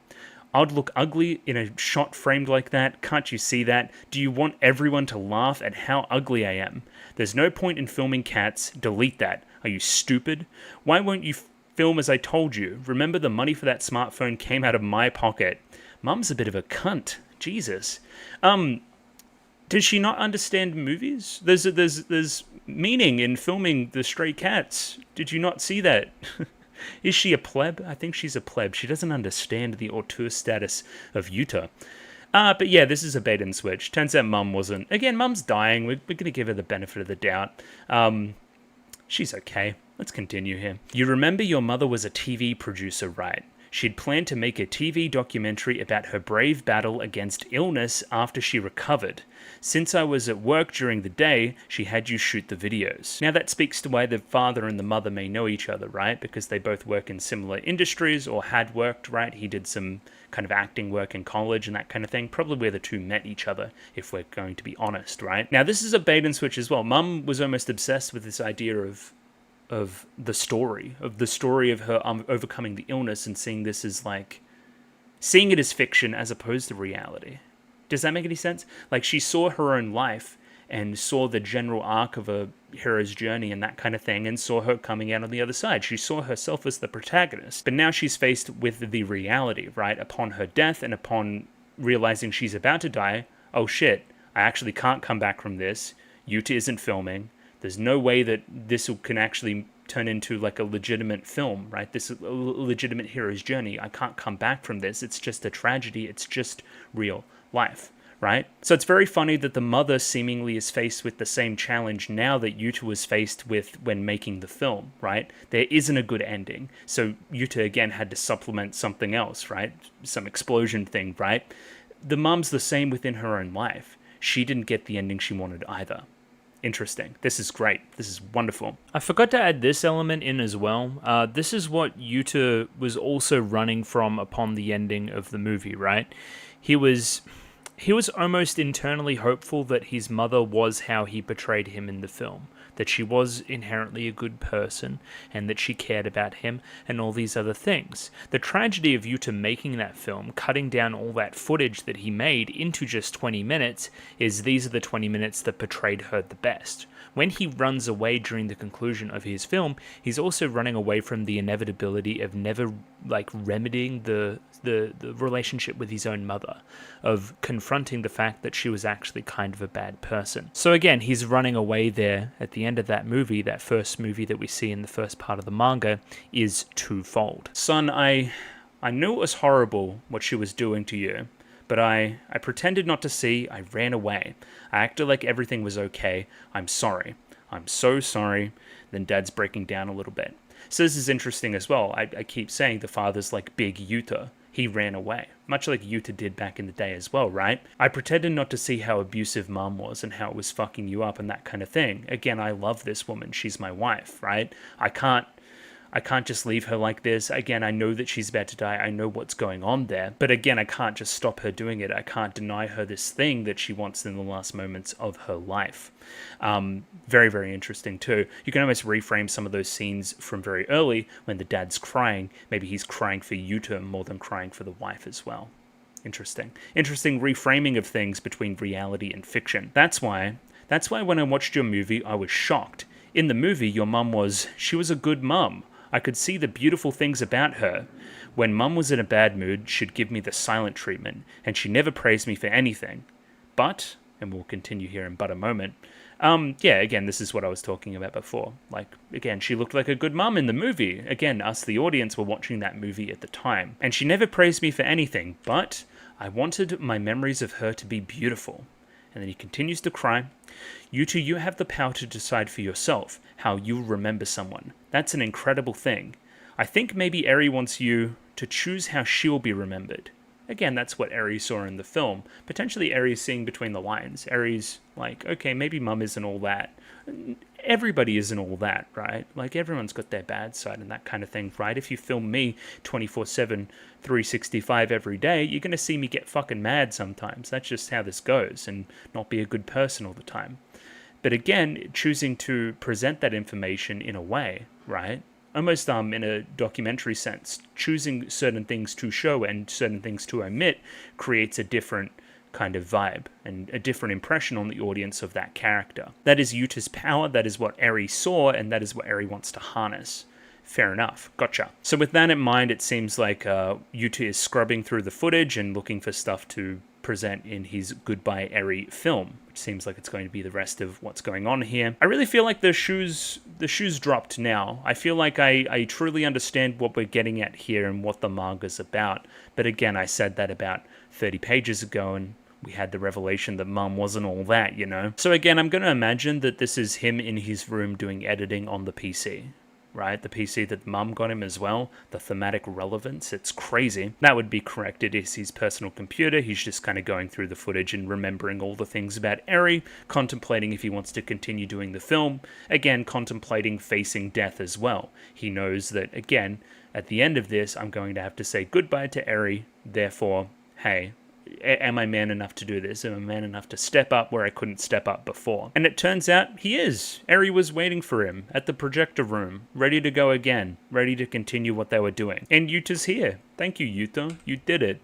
Yeah, I think this whole kind of segment here is very effective. This is very, very good and kind of justifies Yuta's decision, right? So again, he finds out that she's going to die. Terrible. But then gets the justification from the father of why he should continue here and what Eri truly wanted, and is he able to give her that in death the same way that he couldn't give that to his own mother. I love this too. No eye contact from the two. They're just focused on the film that's playing instead, right? I heard you got discharged for now. Just this kind of small talk as the film's going on, instead of actually focusing and looking each other and all that kind of stuff, right? Again, it's implied that he placed down the camera before sitting here as well, implying that he wants to continue filming footage, as it tells her without dialogue that he wants to continue making the movie that Eri wants to see, right? Right? Fair enough? Sounds good? Sure. Like, this is what I mean. The decision here to place the camera here and shoot the subjects like this tells part of the story, and I think that's very, very cool. I think that's the Tatsuki Fujimoto difference. Let's trademark that. Can I film your every move from this point on? Thanks. By the way, what's the deal with this video? It's a video of me crapping in a field? Why are they so obsessed with poop? What's going on? Again, he's just trying to cheer her up, I guess, and it worked. She smiled. You did it there? And again, they're going to continue all the filming from here, I guess. Yeah, that's pretty funny. Again, I like the elongated pauses. So it's almost classic at this point, but we're going to take the sick girl to the aquarium. Fair enough. Tropey. Love it. Love a sick girl in an aquarium. I've always said it. And I also love the most ridiculous milkshake you've ever seen in your life. Also love it. So this is almost their date that day. No, it's different clothes. This is 2 separate dates, 3 separate dates. He's in, again, as I've said, her on the bus, her on the train, sleeping, and even a little getaway here to, seems like a baths or something to that effect. Somewhere where you would wear like a yukata and that kind of thing. Once again, picturing a subject with a stray cat, which is, again, connecting the 2 films, as well as the general stray cat motif. Stray cat is somebody that's alone, right, with no home to go back to. Very notably, we've never seen Eri's parents this entire time. What's going on there? Dunno. And the mum felt isolated as well through her illness, hence why the stray cat was thematically relevant to the film. Yuta also felt that isolation from, again, his family through the concept of death, right? He needed to become obsessed with something and put it into filming. I think that's pretty cool. I also like this face here, very similar to the faces that Yuta's done in the past, where he just kind of turns the camera on himself. I think this implies that they're, okay, I'm not even like joking anymore, they're just like sleeping together. fair enough. Hey, you two, you're in. You did it. I don't know if they're sleeping together. At least they're lying down in bed together. That's something. We can give them that. Sure. Again, just like, I don't know, cute date videos and stuff, I guess. Back in hospital, I think she's doing her peace thing she does when the protagonist gets a win. That kind of vibe.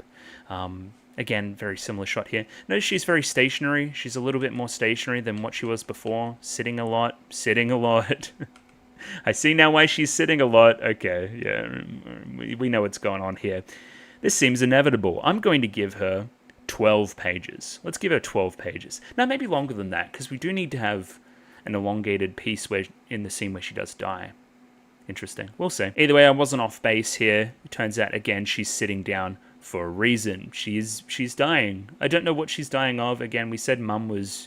I think we said mum was cancer or something. Or no, it was just mysterious illness again. I don't know. I'm not a doctor. I don't know how this shit works. She still has time to go to the Kinoplex, though, so that's good. Again, deteriorating. Yeah, for sure. Okay, so again, elongated pause. This is just Yuta continuing to film as she's in her hospital bed with the drip. Hey, you're going to use the travel scenes in the movie? Yeah. What about the scene where I fell into the water? Should I? Yeah, I think you should. Again, I commented already that I think that would be a really effective scene for a film. Remind me, did we shoot any kissing scenes? We did. Can I put them in? I don't know. Should we shoot one more just to be safe? Okay. And then again, we don't get to see it. What? Boo. I wanted to be a pervert. Yeah, this makes a lot of sense. Okay. The two were dating the entire time. It seemed like they were dating. I'm going to be real. It's, two teenage characters just chilling together the whole time. It's inevitable. It is. Now, this is a great discussion, too. Yuta, why did you make my character a vampire?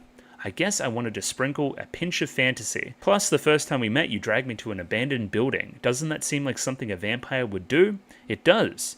I thought even if she sucks me dry and kills me, if it means I'd become sustenance for someone this beautiful, I'm okay with that. He's spitting game right now. Yeah, the vampire thing is also, as I've talked about, immortality, not wanting somebody else to die, the inevitability of death, the general theme of the manga being manifested in a fictional fantasy character. Very cool. Yuta just said that she's cute, basically, in as many words. Thanks. Ugh, I wish I could have watched your movie. You can watch some of it. I've been editing it as we go. This reminds me of... Who are we making a movie for? There's an anime like this. What is it? No, it's not an anime. Oh my god, no, I know what it is. This is so embarrassing. It's Rent a Girlfriend. If you know, you know. There is a subplot in Rent a Girlfriend, at least in some spot of it, where somebody is dying on their deathbed, and we need to show them a film that we've put together and filmed and stuff. Yeah, that's what this reminds me of, which is a terrible frame of reference. Bad. Somebody get the fucking squirty bottle and squirt me with it. Bad. Looks like we're not going to watch any. I wanted to see the finished product. Oh, okay. Yeah. Well, again, the natural end of the film is you dying. You know that area, right? So again, you're never going to see the finished product there. Unless there's a happily ever after here that I don't see coming, you're never going to get to see the film that you so wanted to see and that you were the entire motivation to make, right? Again, I've talked about this already in the video, I think, but the posterity of film and the preservation of it and that keeping somebody alive in a way, there's a power there that I think, again, Eri wants to harness. Again, doesn't want to face her own death, wants this kind of prosperity through Yuta's film, much like the mother, right? Wants to be remembered that certain way. Eri, what kind of movie do you want it to be? Like what I've told you from the beginning. What was that again? A movie that will make them all bawl their eyes out.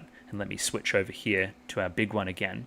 Seems like we've skipped ahead somewhat. You're even seeing a little bit of my OBS clipping in there. Bad OBS. Move. Sorry. Excuse me. Yeah. He did it. I think he made the movie and this was the last scene and this was literally the moment that she died. Thoughts? Did we do it? There's still 50 pages left, though. So that's freaking me out a little bit. But again, this is him facing death as opposed to the explosion that buoyed the start of the manga, right? The first film that was presented. Again, Eri's not all there. She's basically, yeah, she's very gaunt, she's very thin. I would imagine she dies very soon. But now again, this seems like the school festival and we're showing all the kids again. are the kids all gonna... This is charged for the kids as well. This is a student that attends their school. That's kind of fucked up too. Yeah, I don't know if... Again, did nobody screen this again? This probably isn't something you should show a bunch of high schoolers.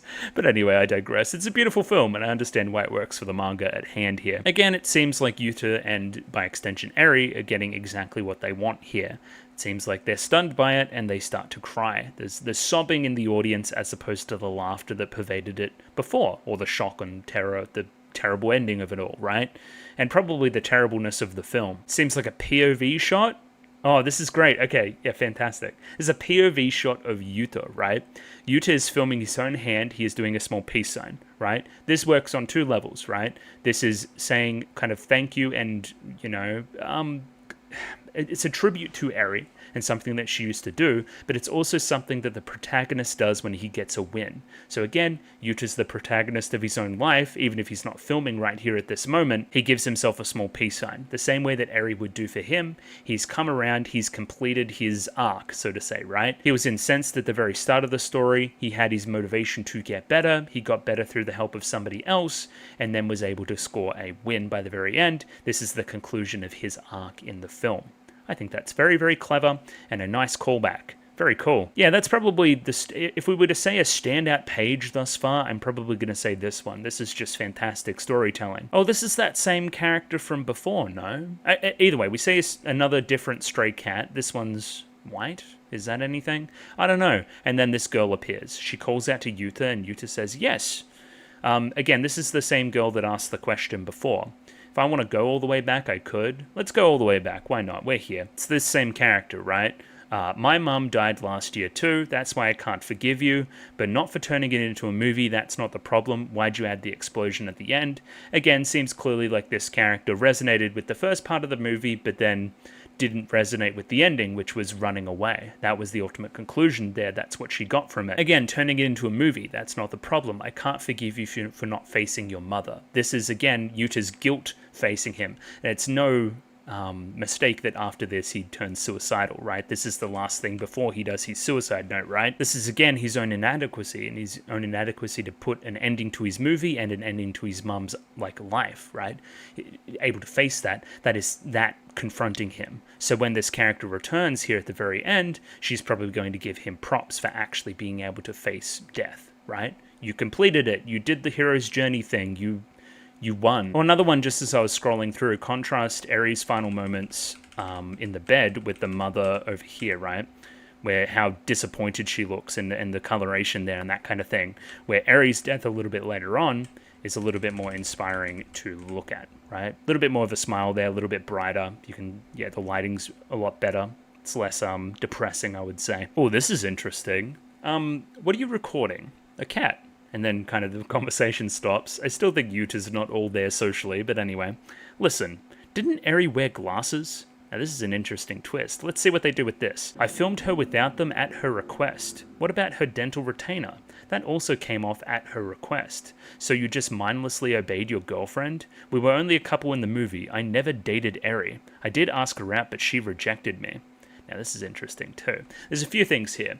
One, again, Eri wants to be captured beautifully. She doesn't want any of the flaws. She wants to be kind of like a movie star, right? Kind of like an actress in the film of her own life. That's an interesting concept. Much like the mother. I don't want the ugly spots in there. I don't want the spots where I'm being an ugly person because of what's happening to me. I don't want those on film and on the film that I'm making. And again, Yuta has the ultimate decision there. He chooses not to portray her in that way as well. Very similarly here, Eri doesn't want to be portrayed what she deems ugly as a teenage girl, braces and retainers and glasses and that kind of stuff, right? I don't want to be portrayed that way. I want to be portrayed beautifully as something different, right? Again, it seems like we've been taken for a bit of a ride again. It seems like everything that they were doing and the kisses and that kind of stuff was acting. I never dated Eri. I asked her out, but she rejected me. So again, I was caught hook, line, and sinker twice as an audience member, right? I thought that they were dating. They were not dating. It was just for the film and to give the film itself a little bit more emotional resonance. But it's interesting, again, as an audience, right? So we have a third party here. We have somebody that knew of Eri and knew about Eri and knew about their relationship and that kind of thing, that has also then seen the movie and gone, hey, that's inaccurate, that's inaccurate, that's inaccurate, right? But that's not what the film's about. The film's not about portraying things accurately all the time. It's about showing off the best sides and telling the best story. It's very interesting that a manga within itself is observing itself like this, right? Who is the narrator here and what's going on? You'd never know it from that movie, but Eri had a temper. She was self-absorbed. Wasn't she actually a pretty big bitch? Yup, she said that's why you and I were her only friends. Movie Eri was a little over-idealized. Yup, exactly what I was talking about, right? Eri wants to be portrayed a certain way, and again, when she's, objectively look at Eri's actions through this story thus far. Eri isn't, again, I find it appealing because I'm teenage boy, right? Or no, I'm not. I was teenage boy. I know why that would be appealing to have some girl take you by the hand and take you somewhere, right? But she's pretty pushy, and she doesn't take no for an answer, right? It's kind of fucked up, no? But again, it's idealized through the film, and that's the perspective that we get to see by the very end. Yeah, and again, you're a friend of Eri, as we learn here. You would know what she's actually like, and her flaws as well, but those flaws aren't seen. And again, Eri wanting to pursue that in her final moments is significant. But now, thanks to what you did, I'll always remember the idealized version of her. Thank you. You can again relate this to the father. The father's probably seen the movie that Yuta made, right? The movie that he wanted to make of his own mother. The dad knows the other side, knows that she's not always that person, right? But now I'll always remember the good parts of her, based on the film that you've made in her honor. And that's great. And we see Yuta start to break down here a little bit. I think this is like tears welling up in his eyes. Again, this is the protagonist getting what he ultimately wants, right? Or Eri getting what she ultimately wanted as well, right? To be remembered in a good way, in an over-idealized way, in a cinema-esque way. Again, it's no mistake here that we go back to the footage of the mother and stuff from very early. Again, I'm seeing my mother portrayed in a idealized way, I guess, through childlike innocence and so forth. Another thing this reminds me of, have you guys seen Shazam? It has a very similar thing with a mother being portrayed two different ways, which I think is funny. Anyway, I digress. Weird tangent aside. Yeah, I'm happy that I presented my mother that way as well, and everybody else got to know that version of her, as opposed to the version that I sometimes saw, and Dad sometimes saw, you know? Now it's all black screen. I guess we're not recording. I guess, yeah, you're rewatching the film, or filming you rewatching the initial film, or something like that. Black screen, black screen, black screen. Okay. I don't know, man. I'm all for the artistic merit of it all, but does this seem like padding? A little bit. I don't know, again, I've talked about the film rule thing and creating pacing through manga panels and that kind of thing. It's a pretty obvious one, but sure. We have some dialogue here down the bottom. Finally, having filmed a death, the thing he couldn't do for his mother, the protagonist regains the will to live and the confidence to make movies. The end. Now, this is great too. It seems like we're taking the lens out even further, and what we've been seeing this entire manga has been another film entirely. I think that's what's going on here through this, right? And this grand pause is in the film reel that's playing, like, after everything, right? Does that make any sense? Like, is this, like, well after the fact and he's now turned this into a film and this is the ending narration? Something like in college, did he make this or something? Oh, even more reveals here. Here we go. Okay, let's read. That was my character in the movie. In the real world, it didn't work out so smoothly for me. After the school festival, I started holing up in my room instead of going to school. I spent all day at my computer recutting Eri's movie. Even though the movie had been well received, I couldn't shake this nagging feeling that it was missing something. My hunch was that I could find the answer within the 2,700 hours of footage that I had with my time with Eri. Bro filmed like crazy. Hang on, let me get my calculator. Hold up. Let's go 2728 divided by 24. Bro, you had 113 hours or 113 days of footage. Straight days. So again, times that by 2 for 12 hours, which is already pretty generous estimate. You were with her like 12 hours a day for like ages, right? For like the whole thing. That's like 200 days or something. That's fucked up. I continued to recut even after I started college. I'd take classes, go to my part-time job, and when I got home, I'd end the day tinkering with my Eri videos. Now this is a twist. This is depressing as fuck. So again, we're skipping ahead somewhat.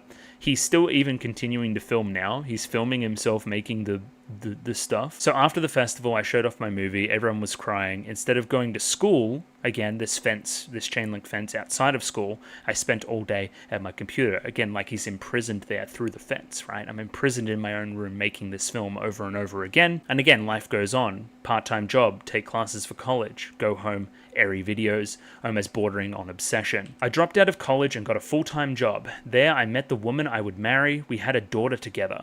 Even after that, I cut and recut Eri's movie countless times, a movie I wasn't even going to show anyone. It's not that I was unhappy with my family. If those days had lasted until I died a suitable death, I think I'd led a happy life. This is depressing. This is depressing as fuck. Yeah, okay, so he lived like a happy life after the fact. I'm still waiting again for the camera to pull out one more time or something. Again, I haven't seen an adult Yuta yet, so never know, just keeping on my toes. Yeah, again, even after finding another person, I couldn't recapture, again, that first love. He fell in love with Eri, right? And he's obsessing over her now through the film. Okay, here's adult Yuta. This is all very real now. That day, my wife, daughter, and father and myself were all in the car. I was driving. In an instant, everything went dark, like turning a TV off. The next thing I saw was the ceiling of a hospital room. Okay, that bodes poorly. Are you going to have to face the inevitability of death again? Again, potentially the death of wife, daughter, and father? Maybe. Maybe, we're going to have to see. It was explained to me like there'd been an accident in front of us, and our vehicle had been caught in it, and that I was the only member of my family who'd survived. I see. This is tragic. We're running out of pages for this to be happy. This is... I don't like this. Okay. I couldn't process it. It felt like I was watching a shockingly tragic scene in a movie.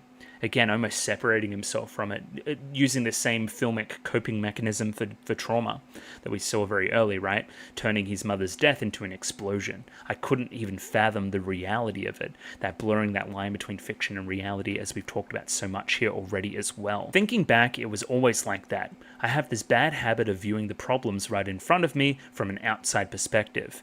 My mother's death, Eri's, I watched them through a camera. It was the same in high school when I was considering suicide, just like now. Just like now? Oh god. I could only face the facts from behind a camera. Seems like we're peeling back the veneer here a little bit. We're talking almost to the audience that's been reading this, right? Hey, this is part of my analysis thus far, right? He's always has this degree of separation through being a cameraman of his own life, right? Like, he's not living some of these moments, he's capturing them like this, right? On the phone screen, as opposed to, you know, the full pages we get sometimes, which I'm, again, seeing that as his own eyes taking in things. He very scarcely does that. He very scarcely actually takes in the full scene with his own eyes, again, only through the camera. With that, he's had a hard time, like, with his emotions and dealing with them, right? He's always just like, no, it's just a movie. It's just a movie, even subconsciously, right? That's what he thinks to himself. And again, now he's back again contemplating suicide. What is there for him, right? He had his mum. He loved his mum died. He loved Eri died. He loved his family. He really loved his father. All of them died now as well. As a result, I've realized I no longer have enough soul left to endure any more deaths. I'll die in a place that holds memories for me. The end. He gets up, he turns on the camera and he grabs it and he's going to go to a location, potentially the hospital, whatever the hospital was called. He's going to go to that similar location and jump. That would be bad. That or the ocean, something with the ocean maybe as well, because there was a significant scene with Eri there as well. So it's very interesting that if we go back 10 pages, it seems like it's very happy-go-lucky, right? It seems like we've had a genuinely good ending for Yuta as a character, right? But again, there's 40 pages left. We peel back the veneer of the film of his own life, and life keeps going, you know?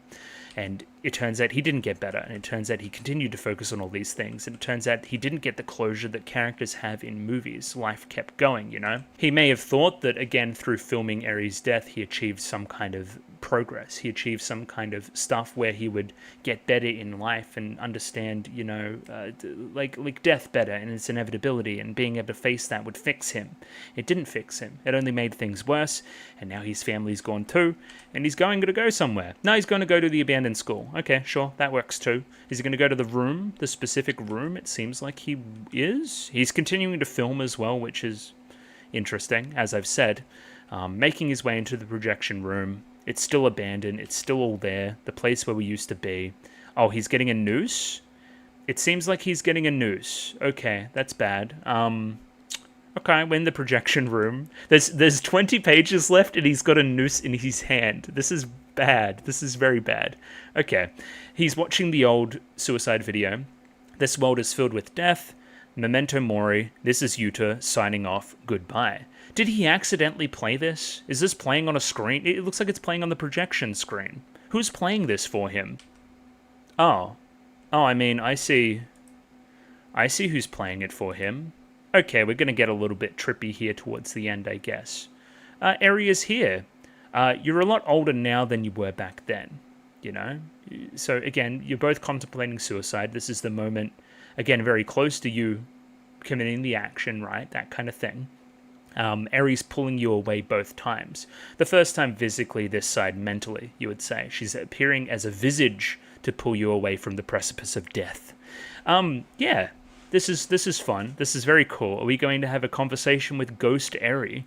That could be fun. Again, Yuta's deeply unwell, so he actually sees himself seeing this right now. He sees a visage of her, even now in this room where the two of them spent so much time, you know? Again, did she put on his own suicide note in his head? He's falling into delusion is my point.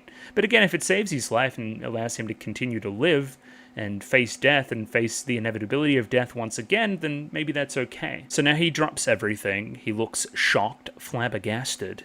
Okay, I see. Oh, right, this is a dream. No, wait.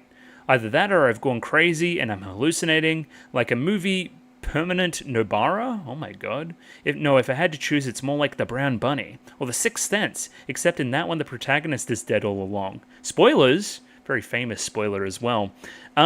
It's kind of like The Sixth Sense in a weird way. Yeah, sure. I'm not familiar with the other two, so I cannot comment. But goes to show how his mind, again, in these moments, always goes to cinema. Again, his coping mechanism and seeing his life through the screen, through something else, through a genuine, arc, a hero's journey and narrative, that kind of thing. Eri continues to watch. This movie's on the right track, but it's not quite there. Huh? Sure.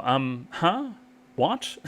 Films that end with a love interest's death are a dime a dozen. I think the second half could use a leap. It's missing a pinch of fantasy, don't you think? Ah! This is great. Oh, this is fantastic. This is the pinch of fantasy in question, right? This kind of 11th hour Eri ghost appearance, right? Again, she is immortal. Again, she is a vampire within the fantasy realm. So again, Eri's not here. We have to interpret everything that Eri's saying as a part of Yuta's own subconscious, right? If Eri is saying this stuff, this is Yuta's hopeful side breaking through as represented by Eri, right? Again, he continues to see his life like a film, right? Films that end with a love interest's death, dime a dozen. I can attest to that. There are many, many films that do that. I think the second half could use a leap. That's where we leap in time ahead and leap out of what we perceived as reality up to this point, and the film ended and that kind of thing. Again, now that darkness that I kind of bullied earlier was actually really effective as the end of that portion of the film, right? Now again, it's missing this pinch of fantasy right there at the very end. So again, this is now telling a compelling story again. We're still playing with, is this real, is this fake? This is the pinch of fantasy in question that Yuta wants to add to his own story. You're talking to me? Yes, I'm talking to you. It does have fantasy. I made you a vampire. That isn't fantasy. I really am a vampire. The proof's right here. I'm still young, aren't I? Oh my god. Is she actually a vampire, chat? I do not know. Is Yuta delusional? Okay. Yuta stares. He's flabbergasted. Again, vampires don't exist, and it was a conceit for the film that we initially made. Okay. And then, but you died. I filmed your death. Yep, I died, but only up here, in the mind. I only died in the mind. The everything else carried on? Did you know the brain has limited storage space, just like a hard drive, like the hard drives we've been focusing on in the film as well, or in the story, I should say. After 200 years of life, a human's brain would fill to burst, killing them, like the Eri in this movie. But the real me is a vampire, not a human. As long as my heart's intact, I'll never die. I revived 3 days later, with all my memories gone. The last Eri left me with a letter with instructions on how I should live. Apparently I've lost my memories and started life over from the beginning like that dozens of times now. It sounds like a story out of a movie. You took the words right out of my mouth. Exactly, this time I had more than just a letter. This movie was left with it. And so, this is... I see what they're doing here. The movie showed me what kind of person I was. The last me was, you know? Yuta continues to be flabbergasted. Will you be able to cope with this? Everyone you love will die before you. Your parents, sweethearts, you'll watch them all die. Won't living like that drive you to despair? Zetsubo? Potentially. I think the last story must have been in despair, yes, but I'll be fine, because I have this movie. I'll get to see you every time I watch it. No matter how many times I forget you, I'll remember you again and again. Isn't that beautiful? And then he thinks to himself, yeah, it is. She smiles. I don't like people talking during movies, so if you aren't going to sit down, could you see yourself out? Yeah, I will. Goodbye. Yeah, goodbye. Goodbye, Eri. And then he walks away. I never saw her again after that. You see, I'd finally figured out the reason why I'd recut that film so many times. It's missing a pinch of fantasy, don't you think? So now he had his perfect ending, and he explodes the school in the very end of the manga in question. Okay, just like the film he made initially. Yeah, this is the pinch of fantasy in question. Okay, and that's the very end. That's the very end, chat. Yes, it is. Okay, I kind of sped through the end there because I wanted to get to the end before I started talking about all of it. I think that's a better way to discuss this kind of stuff. So, yeah. Okay, so again, Eri isn't a vampire. Don't be stupid. Don't be stupid, chat. She's not actually a vampire. The point here is that this is a manifestation of the pinch of fantasy within Yuta's own head, justifying, in his 11th hour before his death, justifying what his life meant and what the films meant, right? Again, Yuta's already deeply unwell. He's already delusional. So again, if the delusional feeling of thinking that a vampire is here, constantly reviving herself after being exploded and reviving 3 days later, almost in a very Christian sense as well, if she constantly watches this movie and gets to know the me that made this movie and the good person there and that kind of stuff that I cut into it, if she's going to get to see that person, then that makes everything worth it. He's seeing, again, upon his death, his purported death, right? He's seeing what his filming himself is doing for other people as well. I get to, again, it's sad being a vampire and seeing these people around you die and die again, right? You know, that kind of thing. I get to see the person that I enjoyed spending time with, right, a very important person to me, capture both myself in a beautiful way and capture himself in a beautiful way as well, to the point where I'm now intimately familiar with the both of them through the course of this movie. And again, I love this idea of the pinch of fantasy, right? Again, this does not make logical sense. This is, again, delusion within Yuta's own mind. But it's good for the film. It's good for the story that we're telling in fucking Goodbye Eri.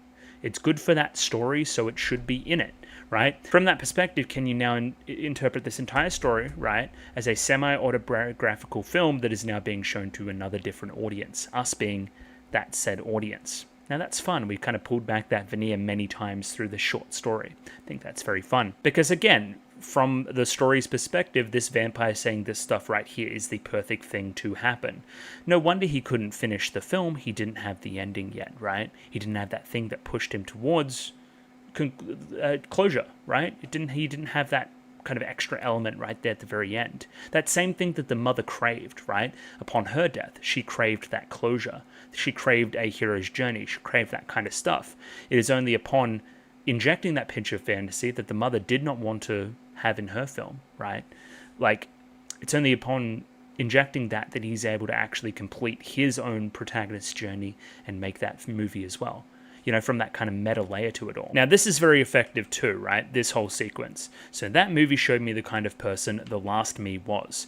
Yuta now thinks to himself. He sees himself as the proverbial vampire, right? He's the one that's doomed to outlive all the people that he loves and watch them die, right? He relates to the vampire character of Eri, the character that he's created in his own mind right now, right? He relates to that whole struggle. So again, when he's bouncing ideas to Eri here, right, he's bouncing ideas within his own head and justifying, again, why he should continue to live. Everyone you love will die before you. Your parents, sweethearts, friends, you'll watch them all die.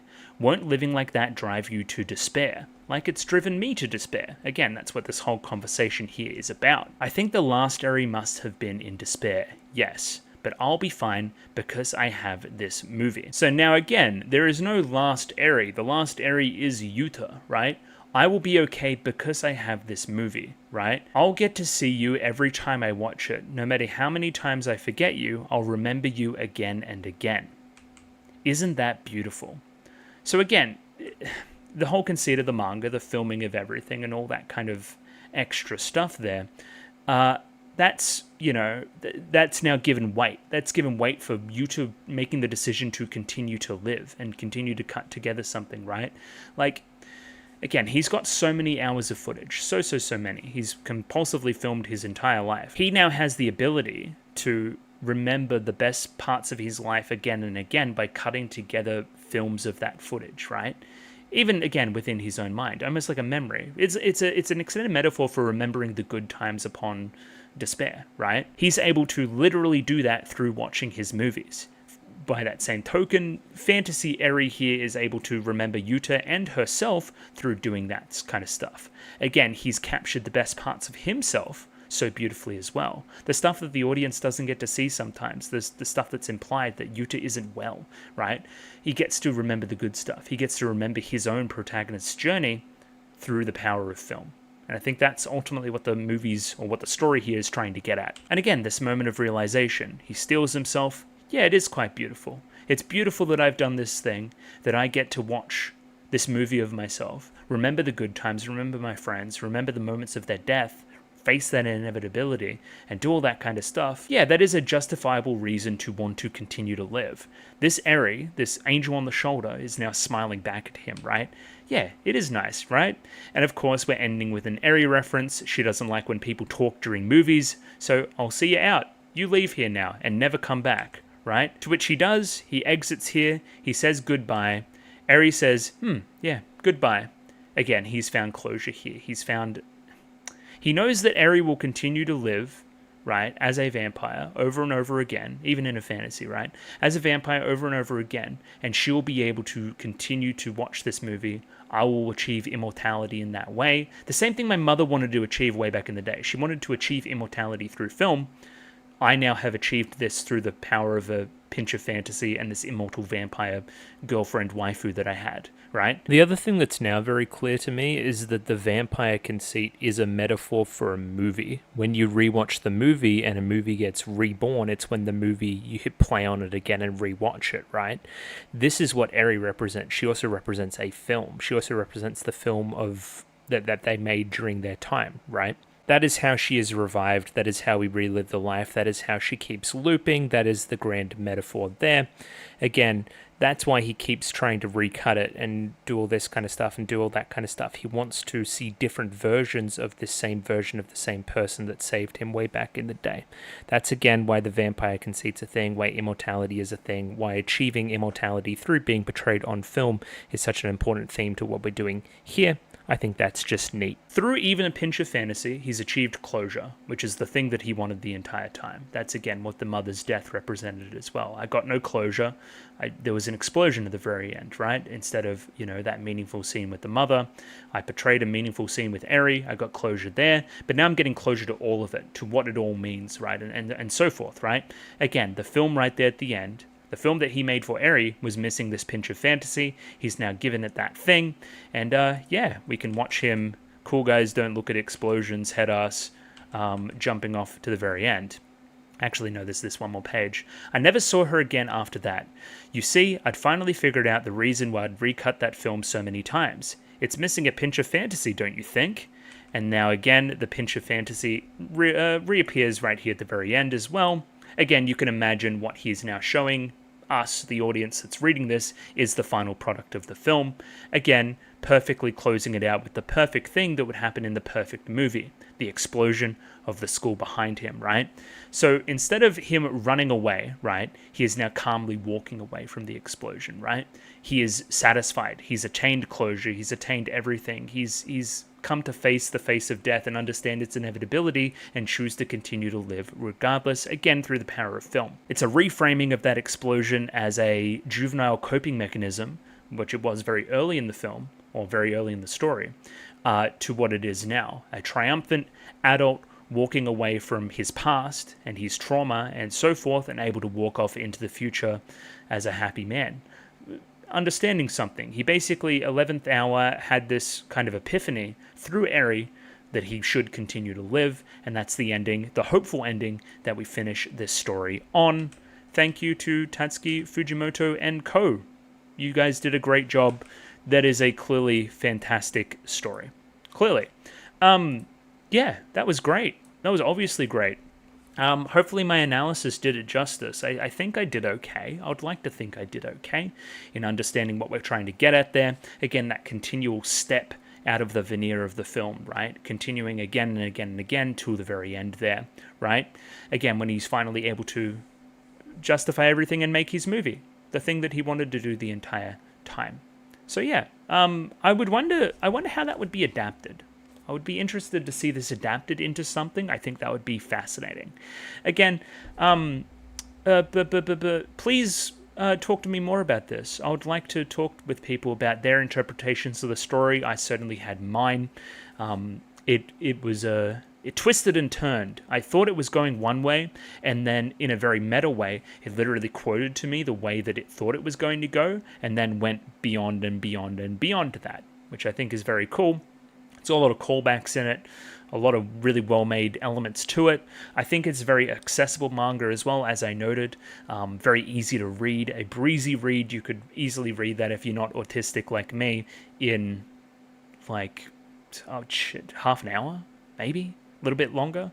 Yeah, it's not a very long read either. I would recommend this to basically anybody with a brain, and especially movie lovers and people that understand the power of art and cinema and so forth. And people that have lost loved ones as well. Maybe help them to cope with it. Yeah, if we have any other similar stuff like that, I really enjoyed what I made here today. So if we have similar things to that, I'll read them. I might try to upload this version right here, right now, to YouTube, see what YouTube tells me, and then maybe turn it into a picture-in-picture if need be. But I'd want to host it on Manga, so you can actually read it, because BitChute's kind of shit. Anyway, looking forward to more Tatsuki Fujimoto. The way I understand Look Back as well is it's also a story about a boy and a girl and kind of childhood and discovering the power of art and so forth. I think that's what is it like a manga thing? I think it is. Anyway, we'll see. I think that's another one-shot that he's done as well. It's very interesting that Chainsaw Man seemingly has gone in a completely different direction to the stuff that he's done very early. That was, again, great. I can't reiterate enough how great that was. You guys are right. Tatsuki Fujimoto is goated. Yeah, I don't have much else to say. I'm going to close the video now. Please comment below. Patreon, pay me now. Discord, if you want to talk to me about Goodbye Eri, that's probably the best place to do so. And yeah, like the video, subscribe. I'm out of here. Thanks for watching. Ciao. See you later. Bye-bye.